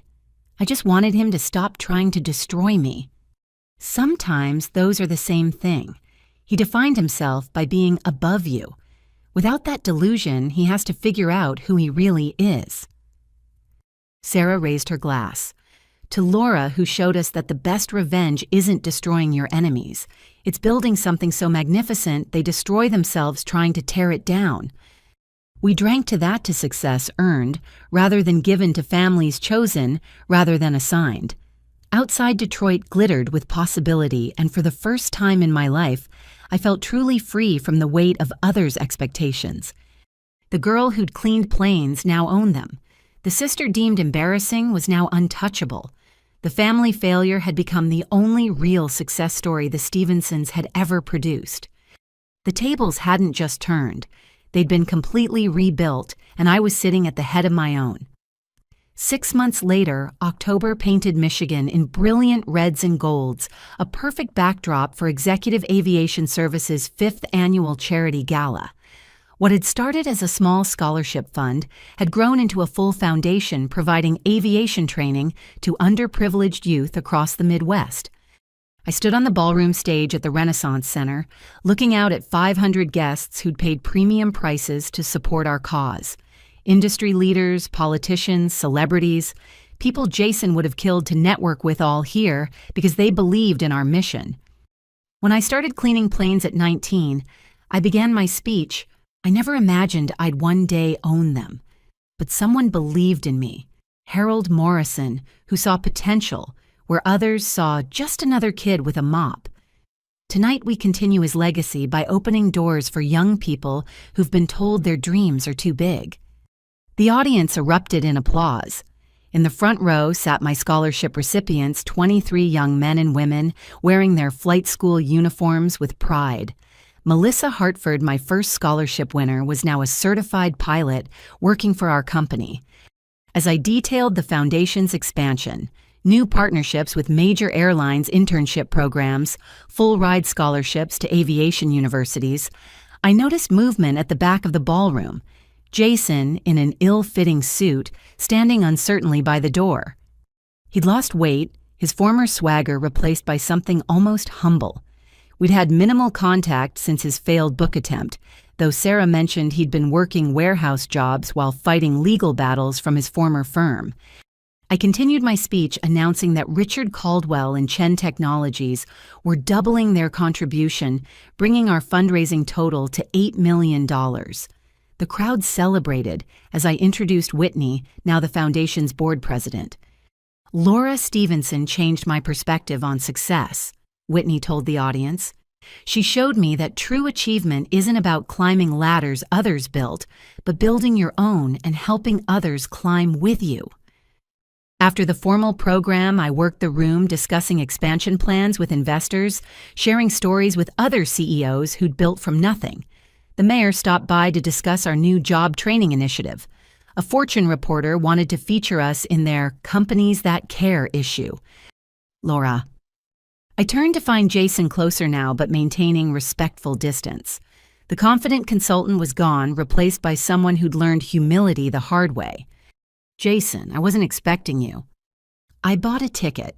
Well scraped together money for a ticket. I wanted to support the foundation. He paused, clearly struggling. And to see what you built. Really see it without my ego in the way. And what do you see? He looked around the ballroom, at the successful people celebrating my vision, at the scholarship recipients whose lives were changing, at the empire I'd built from nothing. I see my little sister changing the world while I wasted years trying to keep her small. His voice cracked. I see the person I could have learned from if I hadn't been so threatened. I see my biggest failure, not losing my job or marriage, but losing you. You didn't lose me, Jason. You threw me away. I know. He pulled out an envelope worn from handling. I've been carrying this for months, trying to find the courage to give it to you.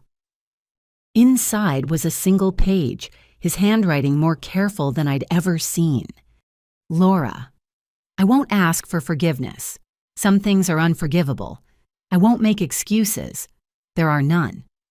I just want you to know that watching you succeed despite my sabotage has been the most humbling education of my life. You asked once if people can change. I didn't think so then. Now, working jobs I once mocked, living in a studio apartment like you once did, I'm learning. Every day I clean office buildings, I think of you at 19, mopping planes while dreaming bigger. Every rejection I face, I remember the hundreds I caused you. I'm in therapy, real therapy, not the performative kind. Learning why I needed to diminish you to feel valuable.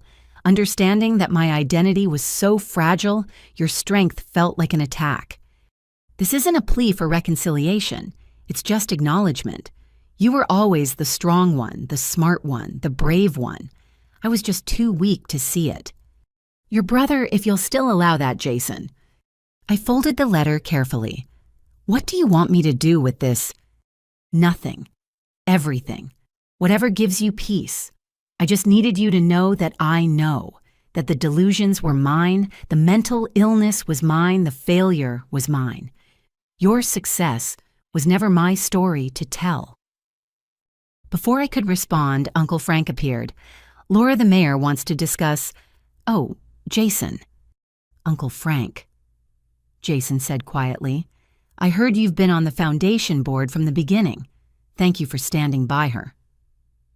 I didn't stand by her. I stood with her.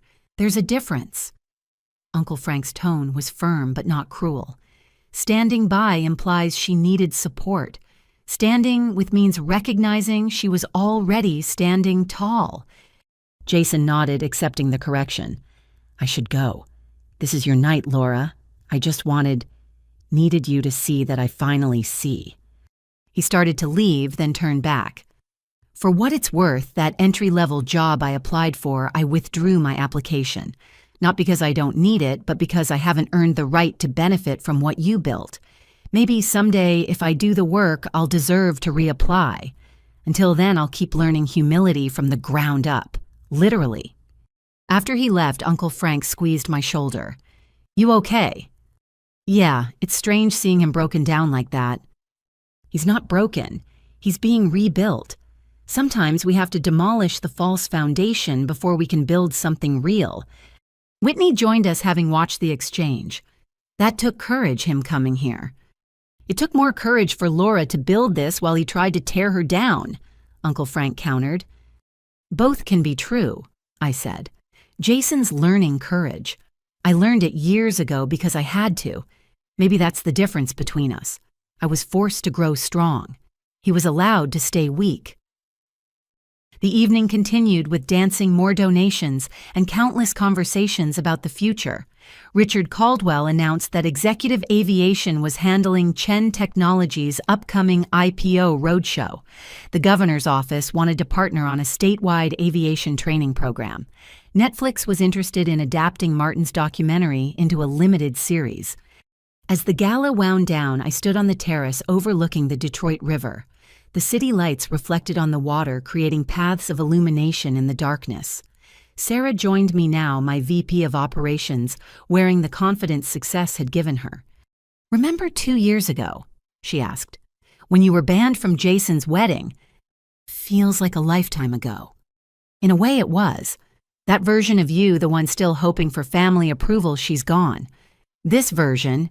She gestured at the successful CEO, the philanthropist, the woman who'd built an empire. This is who you were always meant to be. Inside, the band played Fly Me to the Moon, and I smiled at the aptness. I'd flown so far beyond the moon, beyond their expectations, beyond even my own dreams. Ms. Stevenson. Melissa Hartford appeared still wearing her pilot wings. I wanted to thank you again. 2 years ago, I was a kid from the wrong side of Detroit with impossible dreams. Now I'm flying jets because you saw something in me nobody else did. You saw it in yourself first, I corrected. I just provided the runway. As the evening ended, I helped load leftover food for donation to local shelters. Some CEOs would consider it beneath them, but I remembered being 19 and hungry, saving every penny for my dreams. Success hadn't erased those memories. It had transformed them into purpose. Uncle Frank drove me home, classical music filling comfortable silence. As we pulled up to my building, he spoke. Your grandmother would have loved tonight. Seeing you use success to lift others, building the ladder you had to climb alone. That's her legacy living through you. I wish she could have seen it. She did see it, kiddo. She saw it in you before you saw it in yourself. That's what real family does. They see your light when you're still learning to shine. In my penthouse, I placed Jason's letter in a drawer with other milestones. My first contract, the Forbes article photos from tonight's gala. Not forgiveness, not yet, but acknowledgement that people could change even if it took losing everything to find themselves. Tomorrow would bring new challenges, new opportunities, new heights to reach. But tonight, I'd celebrated not just success, but significance. The girl who'd cleaned planes hadn't just learned to fly, she'd taught others to soar. And that was better than any revenge, any vindication, any family approval could ever be.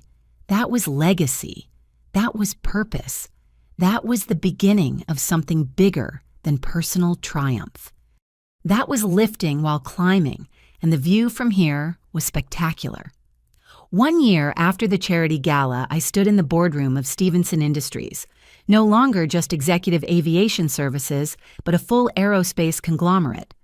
We'd acquired 2 smaller companies, expanded internationally, and were preparing for an IPO that Goldman Sachs valued at $2 billion. The final numbers are staggering, our CFO reported. We're looking at a personal net worth that would put you on the Forbes 400 list. I nodded, but my attention was on the letter that had arrived that morning, not from family, but from the Michigan Business Review naming me CEO of the Year. The ceremony was next week, a black-tie affair at the Fox Theater, where Detroit's elite would gather to celebrate success. "There's one more thing," Marcus said carefully. "Your parents have requested tickets to the ceremony. Apparently they've been following your success and want to be there for this recognition." And Jason, working as a night janitor at Ford headquarters. Sarah says he's been promoted to shift supervisor. He's also been volunteering at homeless shelters, teaching job skills to people trying to rebuild their lives. The irony was perfect. Jason finally understanding the dignity in the work he'd once mocked, while our parents suddenly wanted to claim proximity to success they'd denied existed. Tell them no, I decided. They made their choice at Jason's wedding. They don't get to choose differently now that the whole world is watching. That evening, I sat with my leadership team planning the IPO roadshow. 30 cities, 50 presentations showcasing the company that started with a mop and a dream. Whitney had agreed to join our board of directors. Richard Caldwell was leading the investment round. "We need to discuss something," Patricia said. "The documentary Martin made, it won 3 Emmys and is nominated for an Oscar. He wants you at the Academy Awards." I laughed. A janitor at the Oscars. Jason would have an aneurysm. Former janitor, Uncle Frank corrected, entering with champagne. Current revolutionary. There's a difference. We toasted to the IPO, to the journey to proving that merit mattered more than name. The office windows reflected Detroit's skyline, a city that understood rebuilding from ashes. Ms. Stevenson, Keisha, appeared. "There's someone here, says it's urgent." Madison Caldwell, she'd kept the name professionally, entered looking every inch the powerful attorney she'd become since the divorce. She now ran the legal department at her father's company, having proven herself beyond being someone's wife. "Laura, I'm sorry to interrupt. I have information you need to know." She pulled out documents. "Jason's been served papers. The old firm is suing him for $2 million in damages. He can't pay, obviously. They're threatening criminal charges." "Why are you telling me this?" "Because despite everything, I know you care. Also," she hesitated, "he's been different. The arrogance is gone, replaced by someone actually trying to make amends. He volunteers at the same shelter where one of your scholarship recipients used to live. He's been using his story, the fall from grace, to teach others about humility and redemption." I looked at the papers. The lawsuit was devastating, designed to destroy what little Jason had rebuilt. The firm wanted blood, wanting to make an example of him. "What are you asking me to do?" "Nothing. Everything. I don't know." Madison sat down suddenly, looking tired. I spent 2 years married to a man who lied about everything. But lately, watching him work jobs he used to mock, seeing him actually help people instead of using them, maybe people can change. You're considering taking him back? God, no. That bridge is ash. But I'm considering that maybe he's becoming someone worth knowing for the first time in his life. And I thought you should know before they destroy him completely. After she left, I sat alone in my office city lights painting patterns on the floor. The CEO of the Year award gleamed on my desk, a testament to everything I'd built despite them, or because of them. The line had blurred over time. I called my attorney. I need to set up a meeting with Stevenson and Associates about their lawsuit against Jason Stevenson. You're intervening. I'm considering it. Set the meeting. 2 days later, I sat across from Jason's former partners, men who'd once dismissed me as the janitor's sister, now seeking my intervention. We'll drop the lawsuit, I said simply. In exchange, you'll provide a neutral reference for Jason's future employment. No admission of wrongdoing on either side. Why would we do that? Because I'm about to take my company public at a $2 billion valuation. Because every major corporation in the Midwest uses our services. Because making an enemy of me over a vindictive lawsuit would be unwise. They exchanged glances. You're protecting him after what he did to you. I'm protecting my company from the distraction of a messy public lawsuit involving my brother. This is business, not personal. But it was personal in ways I couldn't fully articulate. Not forgiveness, not yet. But recognition that destroying Jason completely wouldn't heal what he'd broken. Only building something better could do that. The night before the CEO of the Year ceremony, Jason called. First time in over a year. I heard what you did with the lawsuit, he said without preamble. Thank you. I didn't do it for you. I know, but thank you anyway. He paused. I also heard Mom and Dad want to attend your ceremony.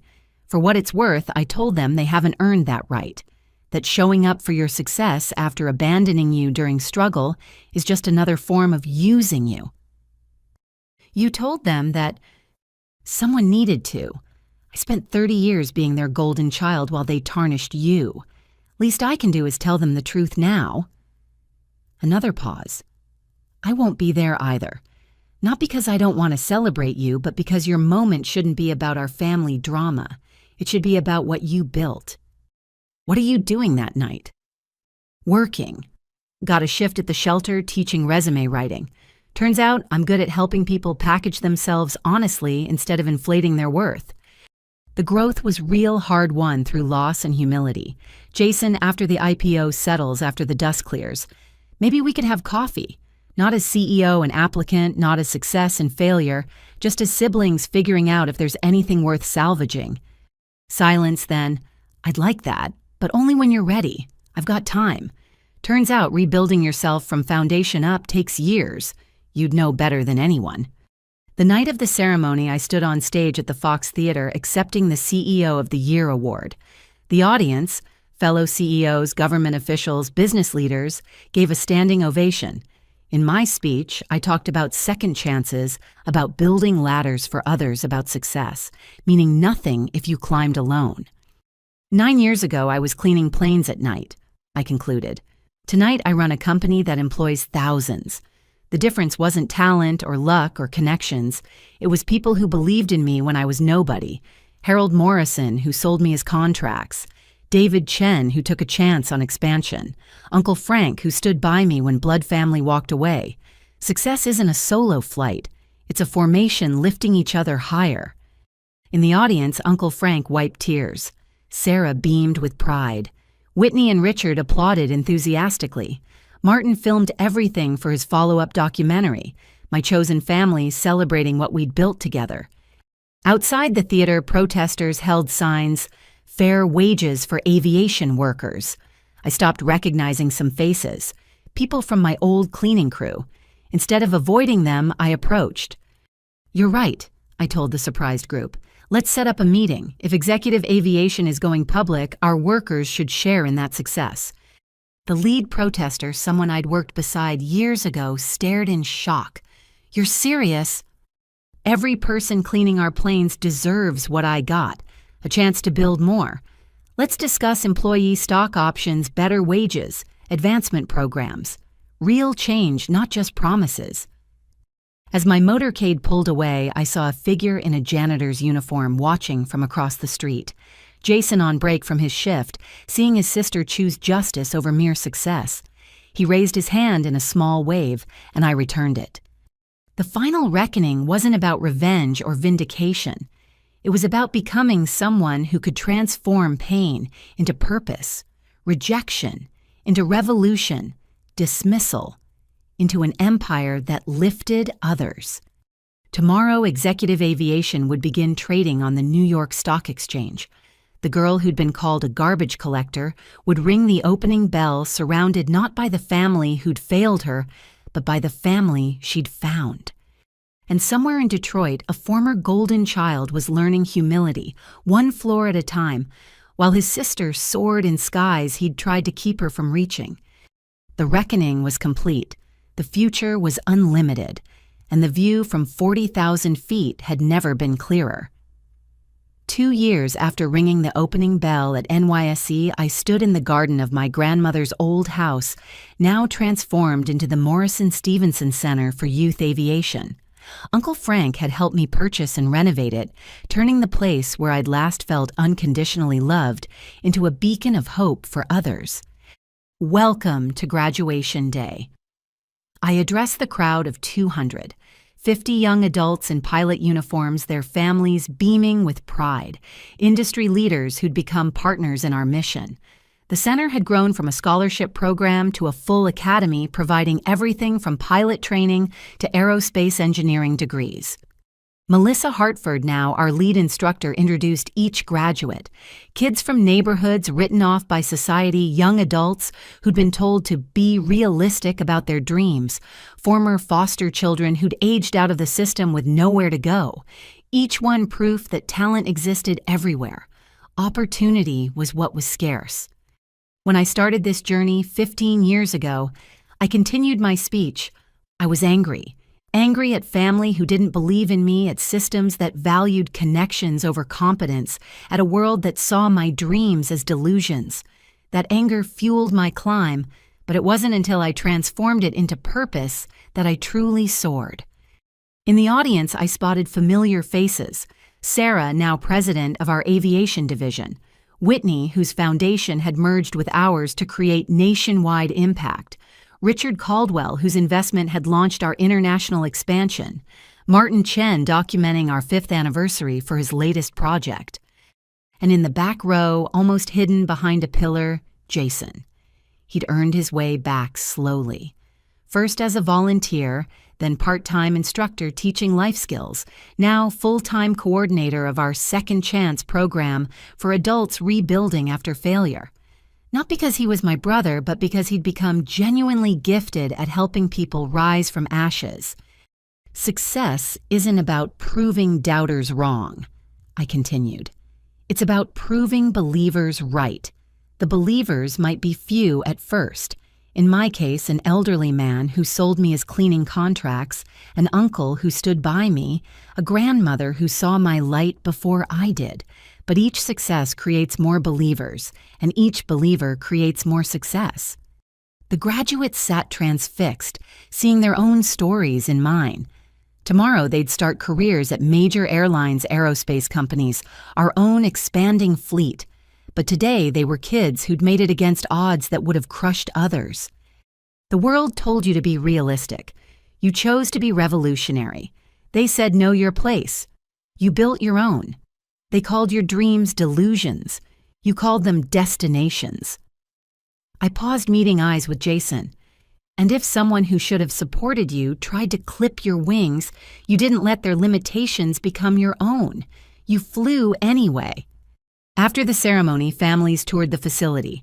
The restored Victorian house held classrooms where I'd once played flight simulators, where holiday dinners happened a library, where Grandma used to read me stories about brave girls who conquered the world.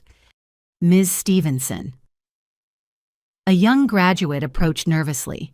I'm Maria Rodriguez. 2 years ago, I was cleaning offices at night just like you did.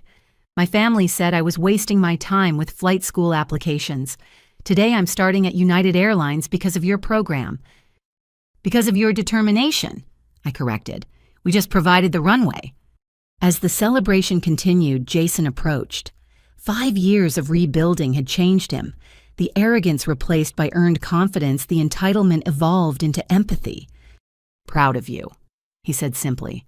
Not just for this, but for who you've become despite us, or maybe because of us in a backwards way. Both can be true, I acknowledged. You've become someone different too. The kids in your program respect you because you understand failure. I understand consequences, he corrected. The difference between falling and failing is what you do on the ground. Mom and Dad hadn't been invited to the ceremony. They'd sent a card respecting boundaries I'd firmly established. Our relationship had evolved to cordial distance, holiday texts, milestone acknowledgments, but no pretense of closeness.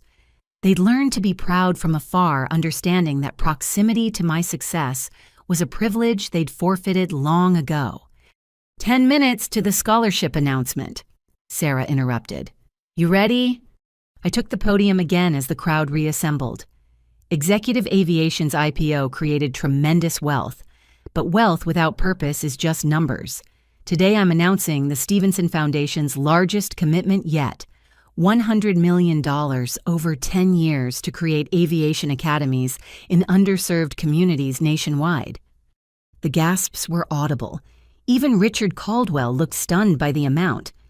Furthermore, I continued, every executive aviation employee, from pilots to ground crew to the people cleaning our planes, will receive stock options going forward, because every person who helps us soar deserves to share in our altitude. The applause was thunderous, but I wasn't finished. I've learned that the greatest revenge isn't proving wrong those who doubted you. It's proving right those who believed. It's turning pain into purpose, rejection into revolution. It's building something so meaningful that the opinions of doubters become background noise to the symphony of lives changed. As sunset painted the sky in shades of possibility, I stood in Grandma's garden watching our graduates celebrate with their families. Some cried, some laughed, all carried the glow of dreams made manifest. Uncle Frank appeared beside me, older now but still standing tall. She would have loved this, he said quietly, seeing her house become a launch pad for dreams. She's here. I replied, touching the pearl earrings I still wore to every major event. In every kid who's told they're not enough but chooses to fly anyway. Speaking of flying, Whitney interrupted. The documentary crew wants one more interview. They're calling it From Garbage to Gold, the Laura Stevenson story. I laughed. Terrible title. How about Altitude, a story of rising above? Perfect. Martin agreed, camera ready. One last question for the film. What would you tell that 19-year-old girl cleaning planes at night? I thought carefully, then smiled. I'd tell her that the view from the ground might be limited, but it teaches you to appreciate the sky, that every cruel word, every dismissal, every person who calls you garbage is actually fuel for your engines. But most importantly, I looked directly at the camera. I'd tell her that success isn't the destination. It's the altitude you maintain while lifting others to join you. As the evening wound down, I helped clean up, not because I had to, but because I chose to. Success hadn't erased my roots. It had transformed them into wings. Jason worked beside me, stacking chairs in comfortable silence. Our relationship would never be what it could have been, but it had become something real. Two people who'd learned that falling could teach you more about flying than never leaving the ground. Coffee next week, he asked. I want to run an idea by you about expanding the Second Chance program. Tuesday, 7 a.m., my office. He smiled, the first genuine smile I'd seen from him in 20 years. Thanks, sis. As the last car pulled away and the center settled into evening quiet, I stood alone in Grandma's garden. The girl who'd been banned from a wedding had built something worth celebrating every day. The woman called delusional had created reality for hundreds of dreamers. The sister deemed garbage had become gold not through alchemy, but through audacity. But the greatest transformation wasn't mine. It was in every graduate who'd fly tomorrow, every employee who'd become an owner, every dreamer who'd see my story and think, if she could do it starting from there, what's stopping me? The answer I'd learned was nothing. Nothing but the limitations we accept, the voices we believe, the ground we choose to stay on when we were born to soar. My phone buzzed with a message from our newest scholarship recipient, Ms. Stevenson. I start ground school Monday. My dad says I'm crazy to think a kid from my neighborhood can become a pilot. What should I tell him? I typed back, tell him you'll send a postcard from 30,000 feet, then go prove it.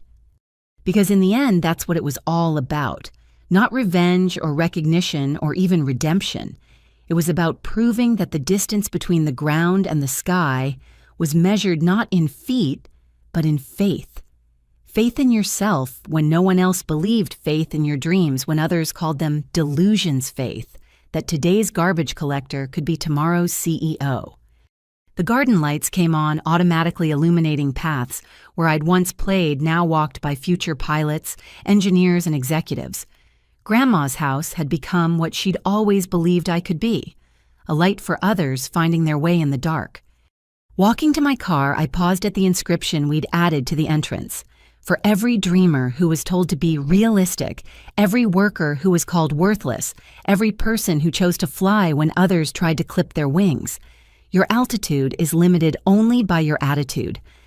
The story that started with humiliation at a wedding had become something so much bigger, not just a tale of personal triumph, but a testament to transformation. Not just about one woman's journey from cleaning planes to owning them, but about the hundreds of journeys that success had made possible. Success is the best revenge. No, success that lifts others is the only revenge worth having. And from where I stood, the sky was full of eagles who'd once been told they were pigeons, all of us soaring together toward horizons that had once seemed impossibly out of reach.